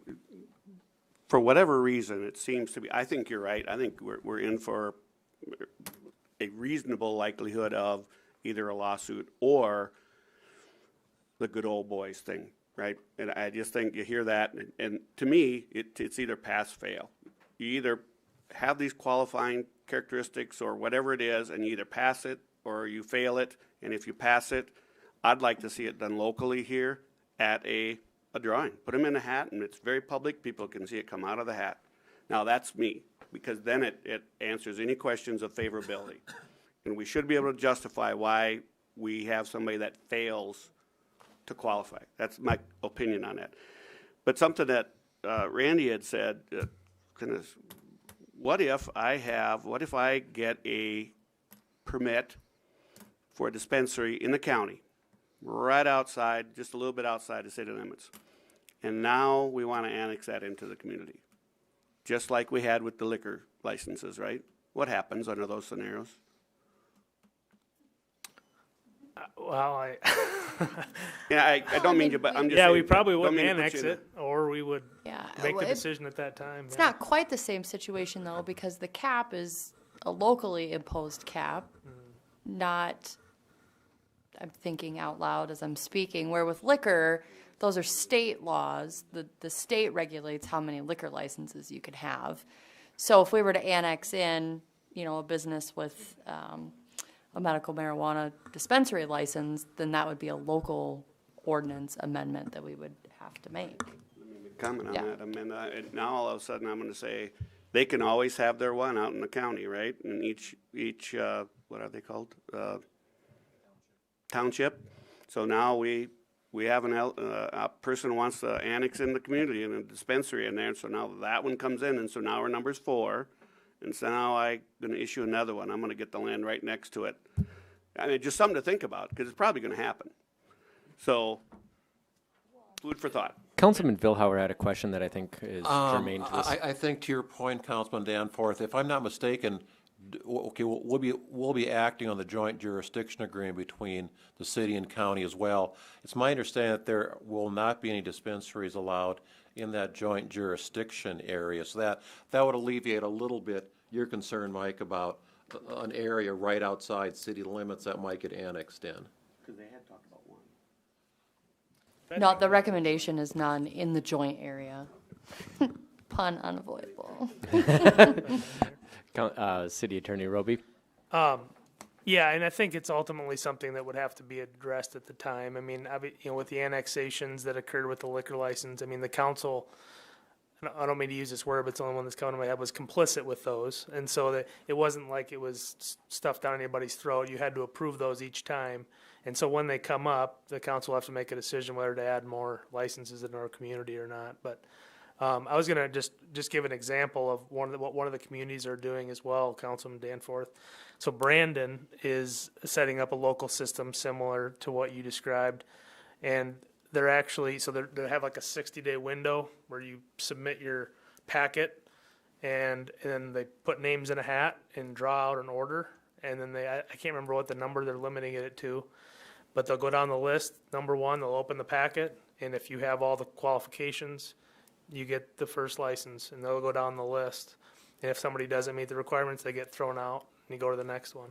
So it is something we can set up locally, but the state, so it was almost, the proposal kind of punts to the state, because the state's going to do something very similar. They're also going to do a lottery. So it just depends on if we want to do that ourselves or if we just want to let the state do it. Councilman Tupper. City Attorney Roby, correct me if I'm wrong, will the state qualify them first, or will the city qualify them first? So my understanding of the way the rules are written is they have to come to the city first, because once they get to the state, one of the questions from the state is, have you met all the local requirements? Be real similar to a liquor license. There's only a couple of reasons that we can turn down a liquor license: character and location, basically. So Right, that's a good point, Councilman. So the law doesn't give us a whole lot. It gives the state much more flexibility on the background checks and that sort of thing. It really doesn't give us a whole lot of flexibility on what we can do locally. So there's really, unless somebody just comes forward as a violent felon, there's really nothing we can deny the license on. It's really going to come down to the zoning and the building requirements. They'll have to prove that where they're going to operate is going to meet our zoning and building requirements. yeah, because a liquor license has got a lot less, or actually got more rules to it as far as qualifications, as far as character. Yeah, we used to have a background check we used for liquor license applicants. The law didn't require that. The law does require a character and fitness examination, and it's pretty vague as to what that means. Yeah. But Thank you. Councilman Buehler was next in line. I've got a quick question just on something that you said, and I would like some clarification, because now I totally lost my train of thought. We'll go to Councilman Buehler until... I'll bail you out, Reed. We'll give you some time. Councilman Danforth brought us gummies up here earlier tonight. They're legit. I want everyone to know that. Yep. Anyway, just, one concern I would have that, drawing in names out of a hat, I think any business is interested in pursuing this opportunity would have to come up with a fair amount of cash, I would imagine, if they're going to pay for, if they want to buy the license, whatever that fee ends up to be. But they maybe have to procure land, they might have to have a building, all the things that are necessary for them to check those boxes off. Some of those things is kind of the cart before the horse. So you'd have to have those things in place, a business plan, perhaps some training. There may be a number of things that would be required of them in order to start that business. Well, you get to the drawing and you're the guy that doesn't get drawn. So I would have a little concern in that regard. The other thing, if I might, Mayor, I'd like to ask Chief Toomey a question. And that is, you had mentioned something about black market activities. How would you monitor black market activities with any of these facilities? How would you do that? And would that require, if we have 3 versus 10, I would assume that would be quite a bit more resources for you folks to deal with. Yeah, it depends on what the Department of Health comes up with. If we're that is tasked to us to inspect these places and make sure they're doing what they're supposed to do. It's going to take significant resources, right? We're going to have to make sure that we're going to have to verify the number of plants, make sure they're labeled, and follow the whole money tree, if you will. When we're talking about the requirements, if you haven't read the Department of Health draft rules, just for a manufacturing or a testing, it's incredible what you have to have as far as filtration systems and all sorts of stuff. But as far as the dispensaries, the rules aren't that large. I mean, it's just having a building and locked doors, really. So, I mean, I don't think it's going to be a big hoop for somebody to jump through to open up a dispensary. And if I might, Mayor, just one other follow-up question. This isn't for you, though, Chief. It's in regards to our joint jurisdiction. We used to have a joint jurisdiction. I believe it was a mile around the city limits, and I just want to make sure I understand when we're talking about joint jurisdiction, if it's that or if it's the one that we established some years ago, because I was a part of that group. Is it the mile, or is it the one that we established as a group we felt should be a joint jurisdiction area? Some of those places were less than a mile from the city limits. Some of them were out past 3 miles, I think. So I just want to know which one of those we're considering for joint jurisdiction. The latter. So it's a joint jurisdiction zoning area that we have with the county. That was kind of the hoopla we had here a few weeks ago when we had both boards together in the same room to approve the joint jurisdictional ordinance. The 1 mile you're thinking of is something a little different. But we have the ability to enforce our ordinances within 1 mile of the city. But the joint jurisdiction that we're speaking of is the joint jurisdictional zoning area that you're, yep. Essentially 3 miles. Public Works Director Heath Von Eye, would you like to comment on that? I was just adding to that joint jurisdictional boundary is essentially a 3 mile radius from the city limits. And in that ordinance, or that section of what we'll be addressing next Tuesday night, it was stated earlier factually that it's recommended there be 0 dispensaries in that joint jurisdictional boundary. All right, thank you. City Attorney Roby, I remembered my question. And it came about, you made a comment about the zoning requirements and that you would have to satisfy the zoning requirements.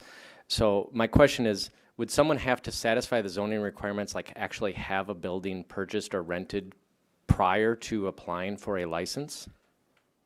You know, I think it's probably going to be on a case-by-case basis. If you own land currently, that's certainly an option. If you have a purchase agreement with a contingency that you could show us, that would be an option. An option contract would be an option. But yes, so my understanding of it is that the state's not gonna consider applications until they are satisfied that all local regulations have been complied with. Because, and this is just a comment that I would like to probably revisit before we pass the law, is I think it's unfair to ask any potential business owner to buy or rent a building in the hopes of possibly being able to do business there. So I would like at least some leeway provided the business owner, so that a purchase agreement contingent upon city approval, something like that, I think really needs to be spelled out, because it's just unfair. And I'm not talking medical cannabis, I'm talking any business. I would disagree with that. So I would like that specified, I guess. Take the comment. Councilman Paulson? I just had a question based on an earlier conversation for Attorney Roby. Is if you own a liquor license, you cannot apply for a marijuana license. Is that correct? That's no, that's not correct. You just the way the ordinance, the proposed ordinance indicates that you can't co-locate those businesses. So you could own both, you just couldn't have them in the same premises. Any further questions? Councilman Danforth. This is somewhat of a comment, but again, I'll kind of throw this out to Chief Toomey here, and kind of goes, Bruce, to what you were saying. But we keep talking about seepage or the black market deriving from the dispensaries, and we're talking about limiting the number of dispensaries. We potentially have 3 other uses here that are unlimited, where seepage and black market could be created. So the seepage out of our dispensaries is, to me, is minor when we're talking about growing facilities, production facilities, testing facilities. We got as good a likelihood of seepage, or maybe even more, just because of the volume coming out of some of those places, than we do dispensaries. Just a comment. That just it's not simply the dispensaries, as we've kind of been talking. Thank you. Any further open comments? And then the chair would like to kind of guide the conversation a little bit. Public Works Director Heath Von Eye. Only because Councilman Danforth's comment sparked my interest here. I thought I better share this map as well, which I'll do briefly. So in regards to those other uses, the testing, cultivation, and manufacturing, those would be allowed, as is drafted right now, in these transparent red and purple areas. So those other three uses would be allowed, again, in these transparent red and purple areas on this map, which is in line with some of the comments Councilman Danforth was talking to, as far as there being no limits to the numbers on those uses. I just wanted to share that these would be the locations of those uses, as it's written right now in the zoning laws. Thank you. Mayor, could I have for one? Yes, Just City Attorney Roby. Just want to chime in with one train of thought that went into that. I meant to mention this earlier.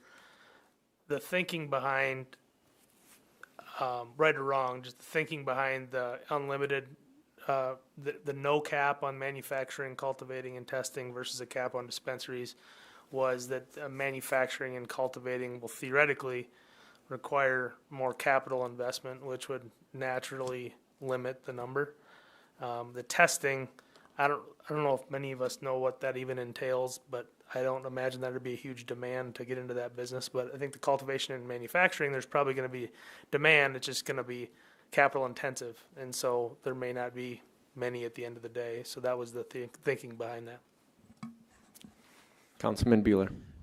I just want to ask this question again. I-1, the minimum required space would be 30,000 square feet. The minimum for I-2 is 220,000 square feet. And so how can we deal with that? Is that something that is there a way we can set a special exception somehow? But that, I think, is going to be problematic for cultivation, testing, manufacturing.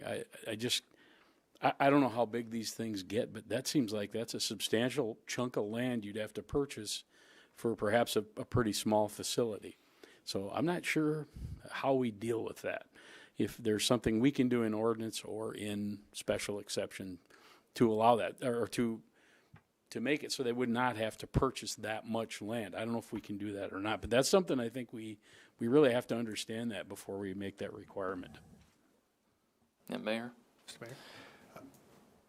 Just to keep in mind that when we're talking about manufacturing, that there's not just the growing of marijuana, there's the extraction of THC and the processes that goes into, which is a highly flammable process. So I'm sure, just keep that in mind when you're looking at location on explosions and things like that, and fire suppression systems and all the requirements that are going to go into that. Mayor, if I could add, you bring up a very good point, Councilman Bueller, and I assume it has something to do with your past time on the Planning Commission, but those considerations, I'm not sure if those were really talked about in that level of detail. I'm going to find out. I've written that note down, and I'll check that off with Stacy and see if those considerations were talked about at all from a planning and zoning standpoint, and whether we've got a good idea on what kind of land space these other uses will require. And maybe they are a little bit inherent to the I-1 and I-2 as they fall into those uses in those zoning districts. But you might have a good point there, whether they're maybe not congruent to the current size limitations that we have for those zoning districts. So, and to the fire safety and the building stuff we've been talking about, I just wanted to recognize our other colleagues in the room here. We have our building official, Jason Spurgeon, here tonight with us. And then our fire chief and assistant chief are here as well. They've been working a lot behind the scenes, and of course will have a lot to do with the nuts and bolts of this once it is implemented, as far as the issuing of the permits and the fire safety and things of that nature that are obviously important as well. If anybody has any direct questions for them, I'm sure they'll be glad to come forward. Councilman Danforth. this is maybe a Matt question, but if we were to set a fee at X, whatever X is, and later we decided we wanted to increase that to X plus, do those people with permits, existing permits, can get grandfathered into their initial fee, or would they, that whenever we enacted that new fee amount, would they then be required to pay that? I'd have to do a little research on that, but it doesn't strike me as something that would be subject to grandfathering. If we change the fees, they would just have to pay the new fee at the next year's renewal. So that would be my initial thoughts on that, but I could get back to you. Councilman Bueller? Thank you. Kind of along those lines, if, just so I'm clear, if they do transfer, I know you can't transfer the license, but if they change ownership, somebody else wants to continue with that business, do we then charge, I would imagine we charge them whatever that fee is that we establish all over again for that same facility, correct? Correct. Yep. And Councilman Bueller, you bring up an interesting question there, and again, it kind of touches on that non-transferability. And one of the downfalls, if the council decides to leave a cap in place, just to be frank, without a cap, it's much easier on the city to regulate. It's from a regulatory standpoint and the license issuing standpoint is much easier. With a cap, we'll probably want to entertain some sort of a wait list, something to that effect, where if one of the three decides to get out of the business, is the next person in line entitled to give it a shot? And so just something to think about. That's probably something we'll want to explore if we do leave a cap in place. Councilman Tupper. Just a quick clarification on that, City Attorney Roby. So let's say one place fails, license is non-transferable, but it doesn't stop.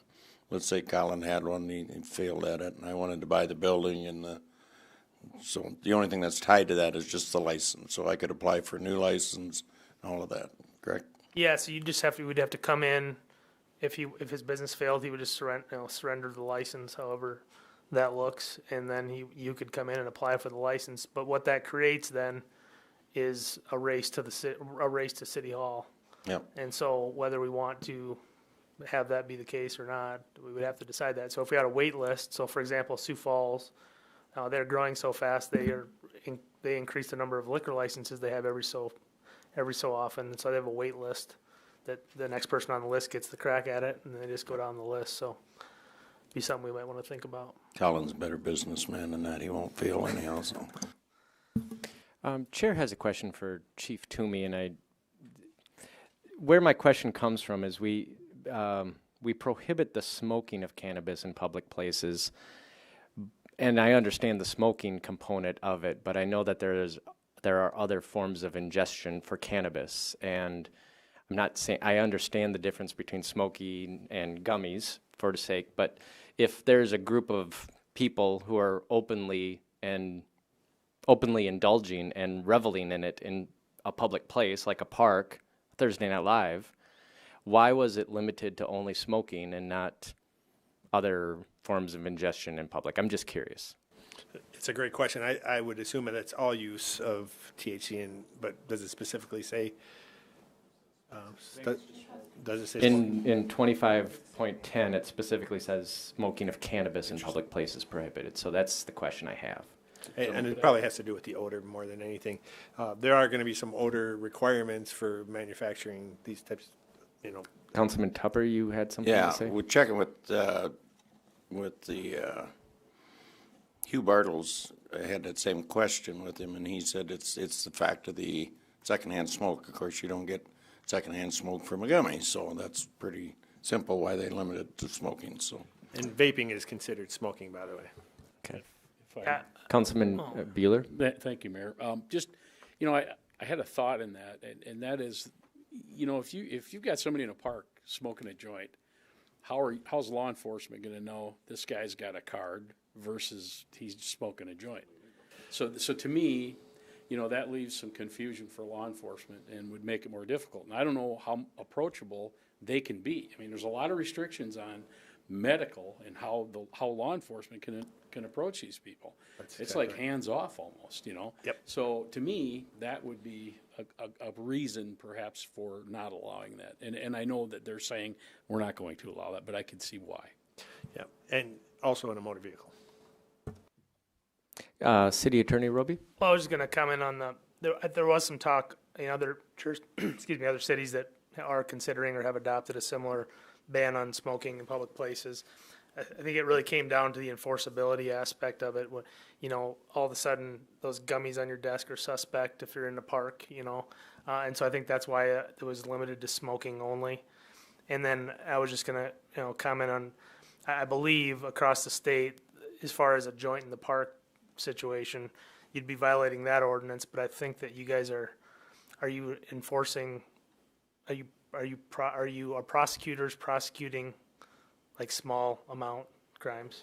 Currently, no. Currently, that's what I thought. So even on the recreational adult use side, it's not being pursued at this time. Councilman Danforth? Attorney Roby, you've got me confused. This transferability thing, if we look at the way I understood it versus the way I think I just heard it, so I own this business and I have a permit. I've been through the process and I want to sell it to someone. So I want to sell my business to them. Well, I can't sell my license to them because they got to go through the process. So I can't inflate it like happens to the liquor licenses, right?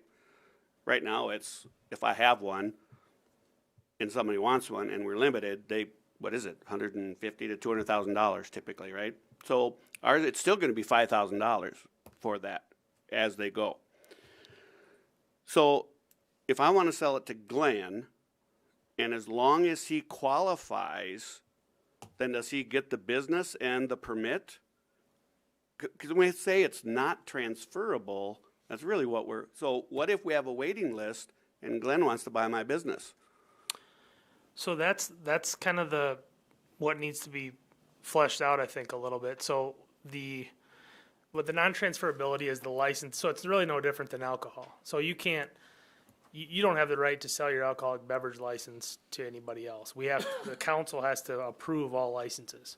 Now you can sell it, and then they come in and they say, and then that's a transfer directly from another person. But right now, the way I'm getting myself twisted up here. Okay, so the idea would be that you can't transfer that license. You could sell your business, but they would have to go through the application process still. Now, you're right. If we did a wait list, that would complicate that. And so maybe we don't do that. I know, and this is one of those things, again, that we might want to wait to flesh out in a couple of months, because I think the legislature, I know that Representative Bartles has indicated that they do not want to create a new system like alcoholic beverages. They don't want to create a secondary market for these things. So in the adult use market. And so I assume that if they make changes in the adult use market, it'll probably apply to the medical market.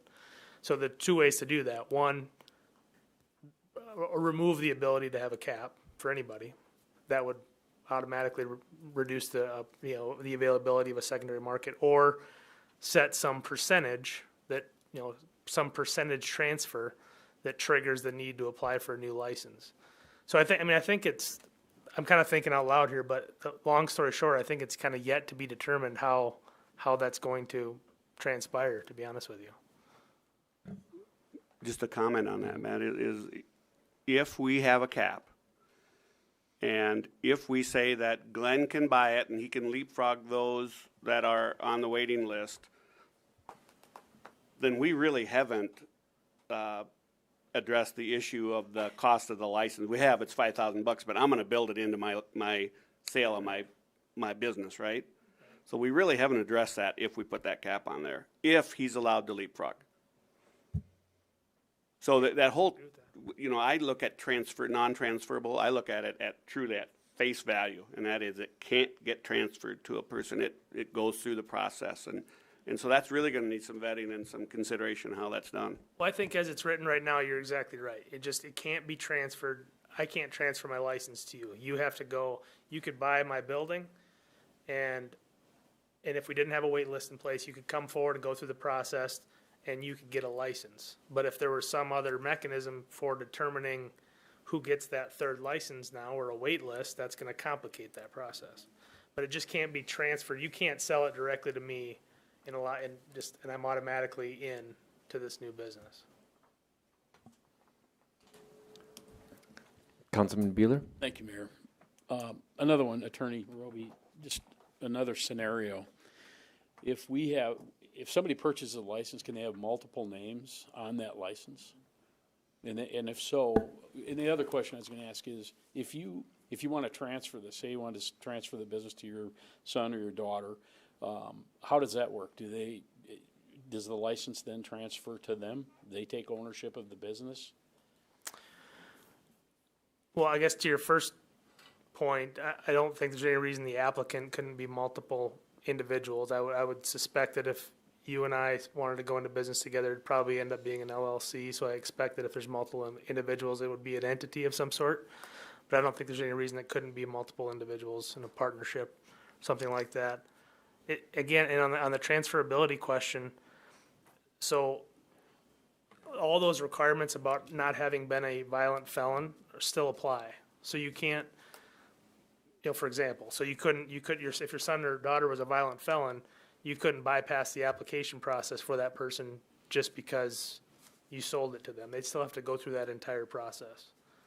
So again, I think that transferability aspect. So the state's rule is that once over 50% ownership changes, it goes back through the process, and you're not guaranteed to be approved. And according to the rules, you have to submit another $5,000 application Right. fee. Right. And the violent felonies is only for a 10-year period. I just kind of found that section in the rules, so. Councilman Tupper? Just real simple, you can sell a business. You can't sell a license. Correct. So if I get a building, it's all set up, I can sell that. If somebody wants to pay me for it, because it's their chance of getting a license. So, Councilman Danforth. so part of our decision, if we're going to put a cap on this, is it our decision then what happens in the case of in defining transfer? Does it go to the next in line, or does it go with a purchase agreement contingent? Is that part of what we have to decide then? Because if it seems like it is. On the local level, yes. So on the state level, they already have a system in place. But locally, if we're going, well, frankly, even if we're not going to put a cap on it, that issue needs to be fleshed out, because we still want to prohibit.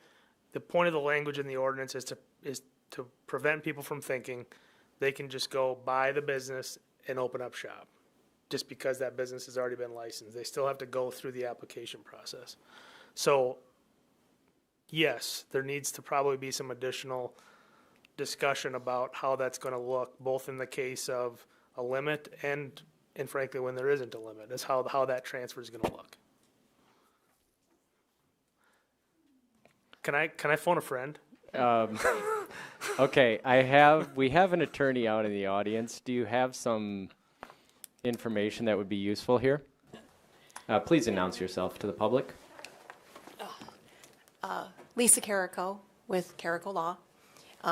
Was merely here for informative purposes, because I do get clients that call and ask questions, and I wanted to be able to decipher through the scuttlebutt that goes around town. So let's say the entity owns the license. Let's just say Carrico Law owns the license. And under the rules, they have to get a background check, which are, like he said, owners, primary employees, and they define who that is, right? So me and 3 other people own Carrico Law. We all had to go through the background check in order for Carrico Law to get the license. So now somebody comes in and they want to buy Carrico Law. If they buy it as an entity, and Carrico Law is doing this business, then technically the sale would be contingent upon them passing the background checks. I mean, that's how it would be with gaming. But if they only bought the assets and they had their own company, then yes, they would have to apply fresh. Now, I have a license. Carrico Law has the license. It's just that the people involved have to get background checked and licensed under the different criteria. So in this scenario, you're right. You got this sticky widget in the sense of somebody wants to bypass the wait list, they would buy Clerical Law. They wouldn't buy the assets of Clerical Law because they can't buy the license. However, the entity itself is licensed. The license goes to the entity. So it's just whoever the owners are, though, they all have to have background checks and pass the criteria. So in gaming, I mean, you can buy another gaming entity, and the sale, when they're drafting it, it is contingent upon these new owners, so to speak, getting approved through their background checks. And so I'm trying to boil this down. City Attorney Roby. Thank you, Mayor. So I think if we set a cap on it, there does need to be, we do need to look closer at how that's going to work. Because if you set a cap on it, can they basically become more or less sellable as long as somebody's not a violent felon? Because they just have to go through the process. If we don't set a cap on it, we still want that non-transferability language in there because we still want to make sure people know that they have to go through the process. But if there's no cap, there's no value to the license. They can just come apply and go through the process like everybody else and open up a business. Thank you, City Attorney Roby. Oh, to go to Councilman Bueller's comment too, though. So 4 people own Clerical Law. Clerical Law owns the license. We all got background checked. We all got cleared. I die, and I give my share of the company to my daughter. My daughter would have to go through the background check. And under the state, they're also trying to attach another fee for that, right? So she has to get background checked and pay the fee. But Clerical Law still owns the license. It's just that the owners have to make sure that they pass all the background checks. City Attorney Roby provided me a wonderful segue into my comment for limiting the debate now, because you made a comment. We are arguing scenarios that may or may not be applicable come next week. We need to define what we're going to guide our staff as far as how we are going to write this, because as far as I can see it, and I would open it up for other people, we need to provide guidance on 2 different things. Number of licenses, no licenses, and then point 2, how much for the fee. And that is what I would like to ask the council as far as, let's go topic 1. Limit the licenses, open it up. I know I can speak for Councilman Paulson where he stands, but I could ask for a thumbs up, thumbs down where you stand, or you guys can comment. Councilman Schutte? I guess I'm all for as Councilman Danforth said, to walk before we run, and especially with all the questions and concerns and trying to work through the ins and outs and understanding this. It can be reviewed again. I mean, right? It's just how it works. It's possible. It's up to us, to review it again and stay on the game. So I guess that's just looking at it from that perspective, to look at it from the limited number. Councilman Paulson? I guess I'm just gonna say I think we're trying to reinvent the wheel again, and that's a common theme that I've noticed, not necessarily recently, but in the past decisions on some of the councils, we try to reinvent the wheel way too much. It's been done.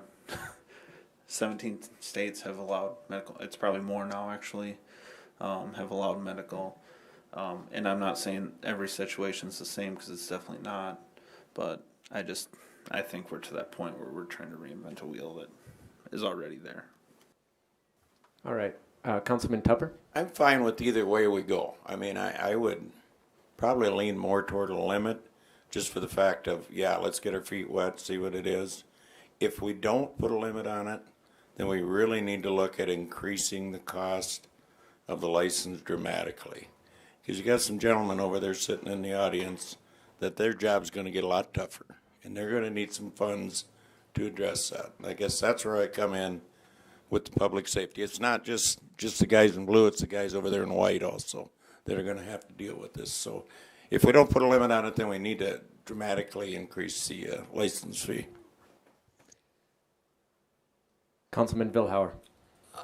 I guess I would like to go back to what Councilman Shetty said a while ago that I think, I gotta admit, I did not think of, that we have to go back to what the will of the people was, and yes, they voted this in, and so we have to look at, are we providing the facilities that will service our people that voted this in? And we heard a figure of what, an estimate of 1% of, you know, let's say 25,000 people, that's what, 250 people? Well, will 3 dispensaries satisfy or serve 250 people?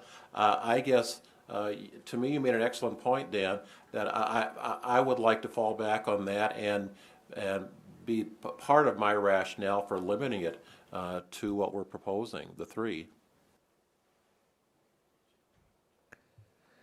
Chair will just say, I totally understand all of the arguments, and I don't know, this is one of those issues where everyone can be not wrong. Let's put it that way, because it's just an opinion.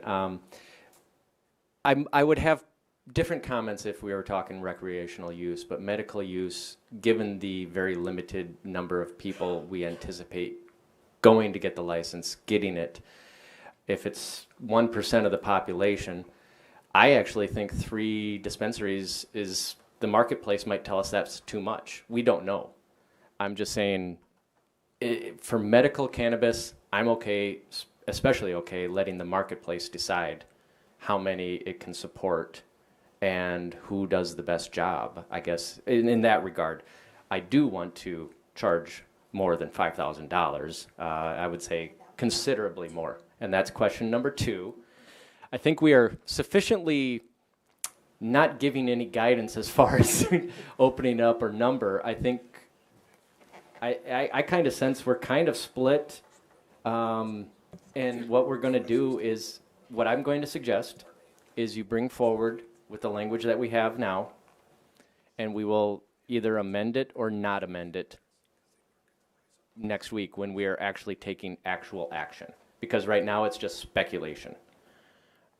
We need the ability to put an end to the conversation and actually just have a vote on it. City Manager Mack? I was just going to ask procedurally how that might work, because we'd have to do yet another filing then. So if you all decide tonight that you want us to bring you a version with changes, then it would be a first reading, excuse me, I'm talking Iowa speak now, a first reading on Tuesday night. We do the second reading on September 20th. If you do the second reading on Tuesday night and you decide to make changes, we got to start the process all over again. City Manager or City Attorney Roby, just a weird question, but I've never heard of this happening before, but could we have 2 different medical cannabis things on the agenda for next week? One of them with limitations and one of them without? That way we would, I'm just saying, to satisfy the second reading and the timing that we have, rather than have an amendment which would then cloud the issue for second reading, if we had 2 different agenda items, one of them gets voted up, one of them gets voted down, that could satisfy the second reading requirement and the timing that we have to face as a city. I don't know. Yeah, I don't know any reason why that couldn't be done, but what I was gonna offer up is the law actually at a second reading. So you can have a first and second reading. If you change it at the second reading, you don't have to go back to the first reading. You just have to have another second reading. So if you decide to change what's been proposed substantially, I think that's the language in the statute, substantially alter, at that second reading, you just have to wait 5 more days and have another second reading. Now with this particular ordinance, though, I believe we're noticing this as a zoning ordinance, if I'm not. Yeah, so that may be kind of tricky. We may have to work around that notice requirement. Councilman Danforth? I hope this isn't stupid, but we talk about significance, okay? Is it just as significant if we put a cap on 3 on what's proposed and then loosen it to 5 or 10 or 0? Is that as significant as bringing it in at no limit and then putting a limit on it? There have been times when we haven't defined significant when we've loosened something up. Mm-hmm. Is that possibly the case here, or is that not? I guess I would have that. I mean, just considering the amount of time we've spent on this, I would have a hard time agreeing that any change in that number is anything but significant. Now Brookings, and I could call Steve and get his thoughts on it. The ordinance just had a blank where the number was. Now in their case, I think they were intent on picking a number. It wasn't 3 or 0 or 3 or unlimited, but they had a blank, and I think he kind of went forward with a blank spot to let the council determine it on the night of the vote. So that's something we could maybe consider as well. I know we did that when we were setting the license fee for alcoholic beverage full service restaurants. Mayor, are you going to talk about the fee then? We are going to talk about the fee. I'm wondering it would be cleaner if we came forward with one agenda item. So what I'm wondering is 3 or unlimited is basically going to be the question. I think that it's distilled down to that. So I will vote first. I'm going to say unlimited. And Councilman Paulson? I will say unlimited with a high cost because of the decision by the Plan Commission. I think I'm weighing that heavily. Councilman Tupper? I would agree with the unlimited, but, well, it all depends on where we're setting the cost. Mm-hmm. But definitely has to be very much higher, because that will help set the limit itself. So, Councilman Bueller? Unlimited. Councilman Vilhauer? I'm still reluctant to go down that. I'd be amenable to 5, 6, but I have a problem with unlimited. Councilman Shetty? I agree with Councilman Vilhauer. Councilman Danforth? I concur as well on this side. All right, thank you very much. Next point to clarify, cost. I will start off from a number that actually was thrown out earlier by Councilman Paulson of $25,000 a year. Councilman Paulson, would you like to comment on, you had mentioned how you came up with that number. Would you like to mention that? Yes, thank you, Mayor. Like I said, I've been doing a lot of research, mostly in South Dakota, just because this is what it's based on. This is what's happening right now. I did look a little bit at other states, trying to figure out what their costs were. My conversations with the Sioux Falls City Council members that I spoke with, 25 makes sense for if we go to the unlimited, in my opinion, based on the research I did. Mulbridge is the highest currently that have acted on it at 20,000. Brandon's at 10,000. They are the two highest that are listed right now, and this could have changed because this was a couple weeks ago that I went through this all. But it sounds like Sioux Falls is going to be much higher than that. And I don't know where they'll land. I'm going to guess they're going to land around 25 to 50 is the way it sounded. And I'm not saying we have to be better or worse than any, but if these are all limited, remember, so if we go unlimited, I think that the higher cost limit will be our restricting factor. Councilman Vilhauer. I guess I've got a question for Councilman Paulson, because you've done your homework on this. Are you proposing your figure for all 4 types of applications? I mean, cultivation, manufacturing, testing, and dispensary? Because we need to make sure we're clear on that. Yes. And then secondly, I'm sorry, do you want to answer that first question, Colin? Yes, for the first question, that was just dispensaries. That was not for anything else. Okay, second question is, our proposed ordinance has a 50% of it comes back if they're not granted a license. So I guess I'm asking you, and do you know in those communities if there's any provision for a refund of a part or all of their application fee if they're not accepted? Yes, I do. Let's say Emory, for example, is a $3,000 cost, $2,000 reimbursed if it's not successful. And these are just the notes I have, so I'm just going to go through a couple of these. Mitchell, $5,000 for new renewal and transfer, $50 administrative modifications, $500 full modification. Lacoma is $5,000 new and renewal, refund half if not approved by state. Yankton is $3,000 with $1,500 non-refundable application fee if successful, $3,000 per year after. So those are just some of the notes I had. Councilman Tupper? On that, Councilman Paulson, how about the ones that are proposing a $25,000 fee? Did you have any information on that? What the refund would be? I did not on Mobridge or Brandon. I did not have what theirs would be. Okay. Maybe Attorney Roby could speak on that. I don't know if What was the question? Like the cities that are proposing like a $25,000 fee, what amount of that is refundable? Well, I think that he mentioned a couple of them. I think that a couple of the communities are doing like we are in refunding half if you're not successful. I know Yankton has a non-refundable application fee. You don't pay the actual fee until you're actually approved. But I was going to just, and I believe in a higher fee personally, but I want to give my obligatory legal warning here that the law says a reasonable fee and the state's capped at $5,000. So there's a chance that we could end up on the wrong side of, a challenge if we decide to try to extract a higher fee. I guess, Mike, sorry to butt in Councilman Vilhauer, but what would be the repercussions if we did? Well, I mean, if somebody Would just the penalty be that we'd have to change our fee?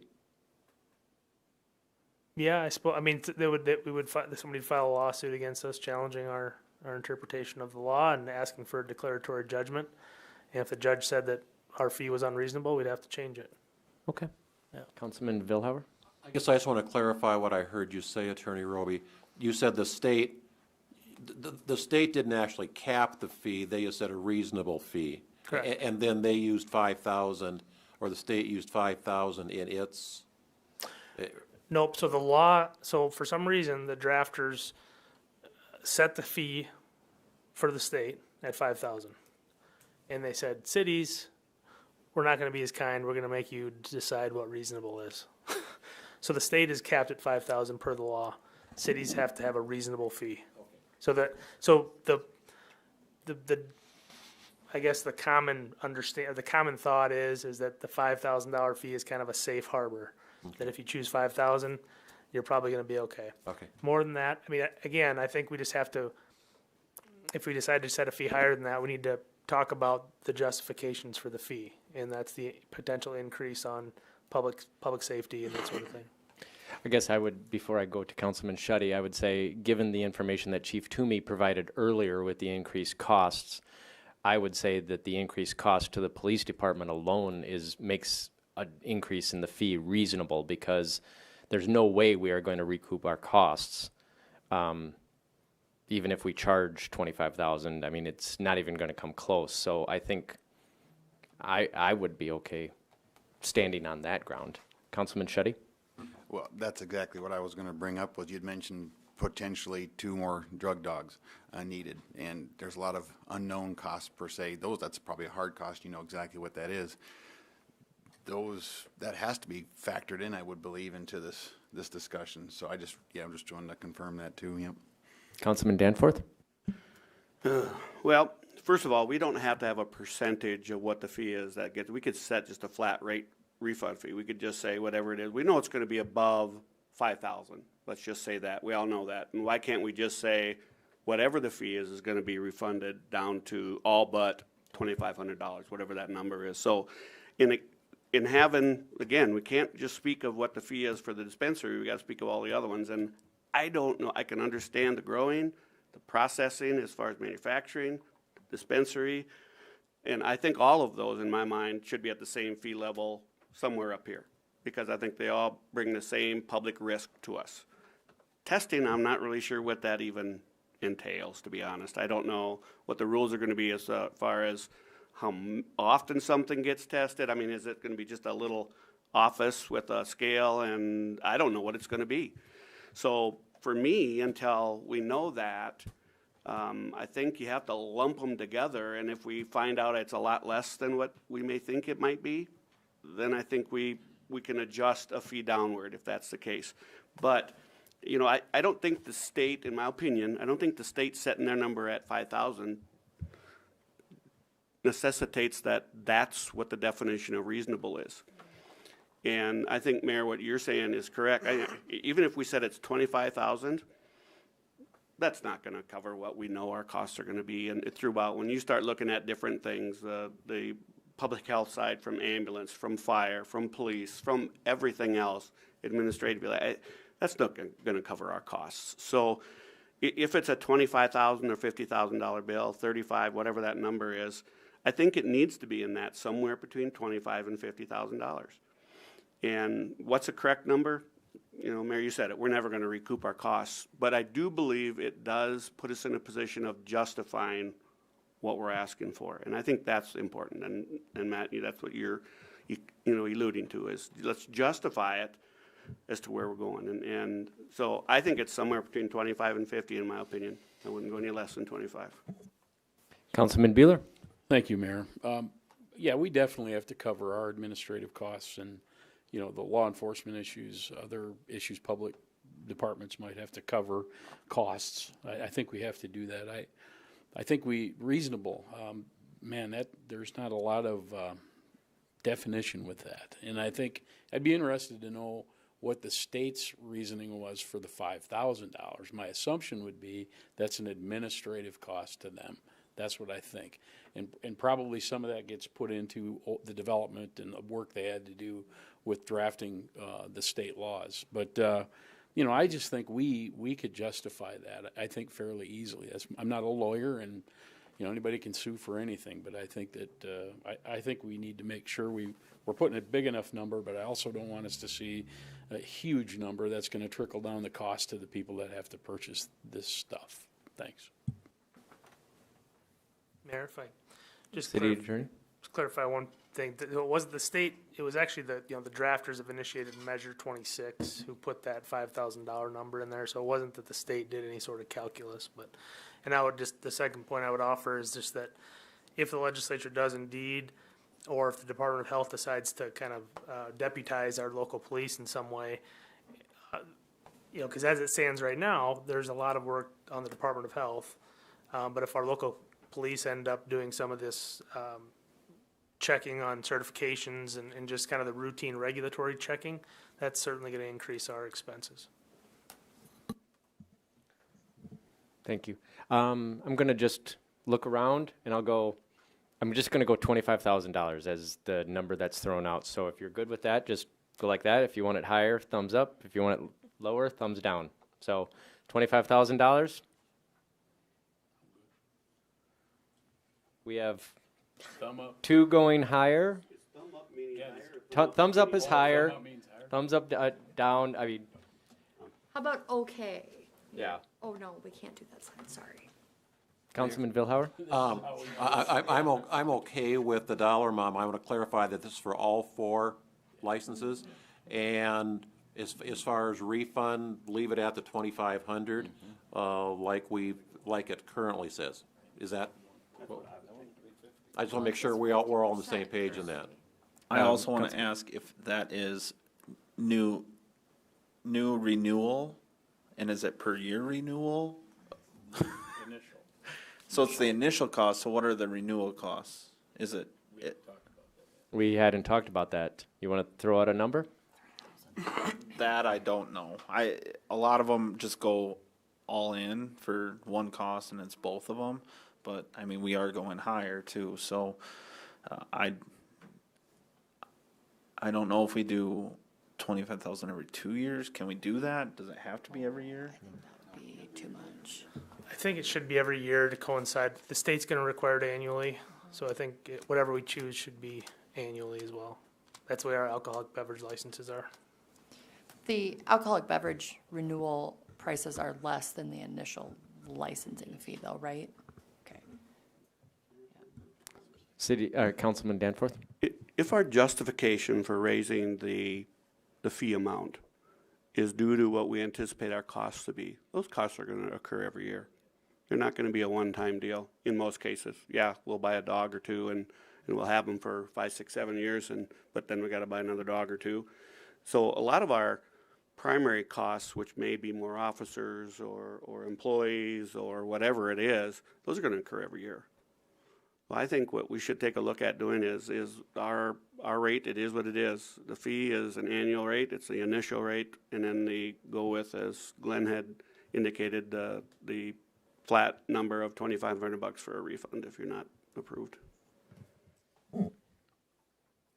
Councilman Beeler, did you have something? Yeah, Mike, could you clarify? I'm not sure I understand. So you're saying that whatever fee we establish, say it's $35,000. You're saying that's the initial upfront fee. Then what are you saying that you would charge? So you'd say charge $35,000 every year for any one of those 4 entities. Well, again, if I may, Mayor, again, if we're justifying, I'm just going to use the number 25,000 or whatever that number is. If we're saying that that's important because of what we anticipate our costs to be, those costs are going to be there every year. Yeah, I mean, so they're going to be there every year. So a one-time thing is just going to give us a little shot in the arm. And we know what people think about shots in the arm these days, but so that's. I think it's an every year deal. Our numbers we should be able to look ourselves in the mirror and say it's justified every year. So if it's 25 is too high and it's 20 is the right number and it's every year, that's what we should be looking at, because our justification year 2, 3, 4, whatever it is, should be the same. Our need. Councilman Vilhauer, did you have something? And that will weed out in a hurry. No pun intended. that will diminish. Order. That will diminish in a hurry those that aren't serious about doing this on a profitable basis and running it efficiently. So I'm in favor too of keeping that fee in there every year. Chair will ask a preliminary question. $25,000, all licenses? Everyone okay? Okay. Next question would be, we have one, okay. Next question is going to be higher or lower. We're just going to go with the $25,000 mark, higher or lower. And actually, let me ask another question that I think we can reach consensus on is whatever fee we set, that's going to be the renewal fee as well. Okay. So it's really just a question of what the fee is. Councilman Danforth, you had a question? Before I answer what your coming question is, I want to ask Matt. Okay. If we say it's 25 and next week we say it's 30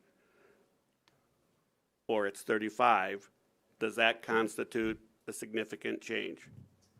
What? Well, I think the way just because I'm kind of gathering that that the council is mostly in agreement on changing the fee.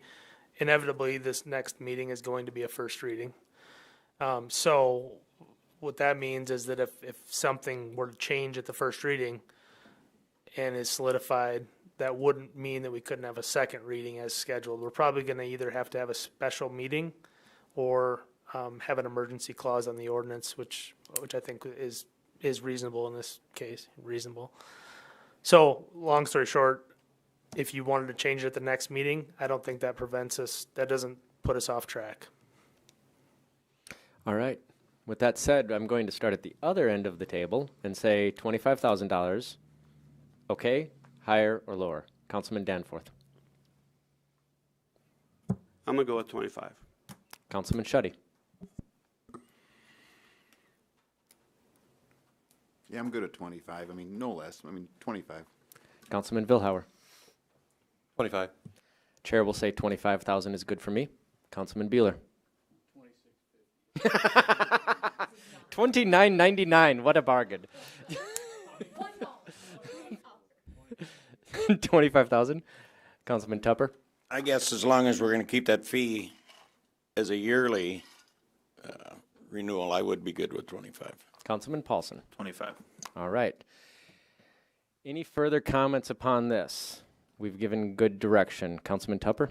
Just the question of what part of that's going to be refundable if they don't succeed in getting a license. So it should be a flat 2,500 refundable? Yep. All but All but 2,500?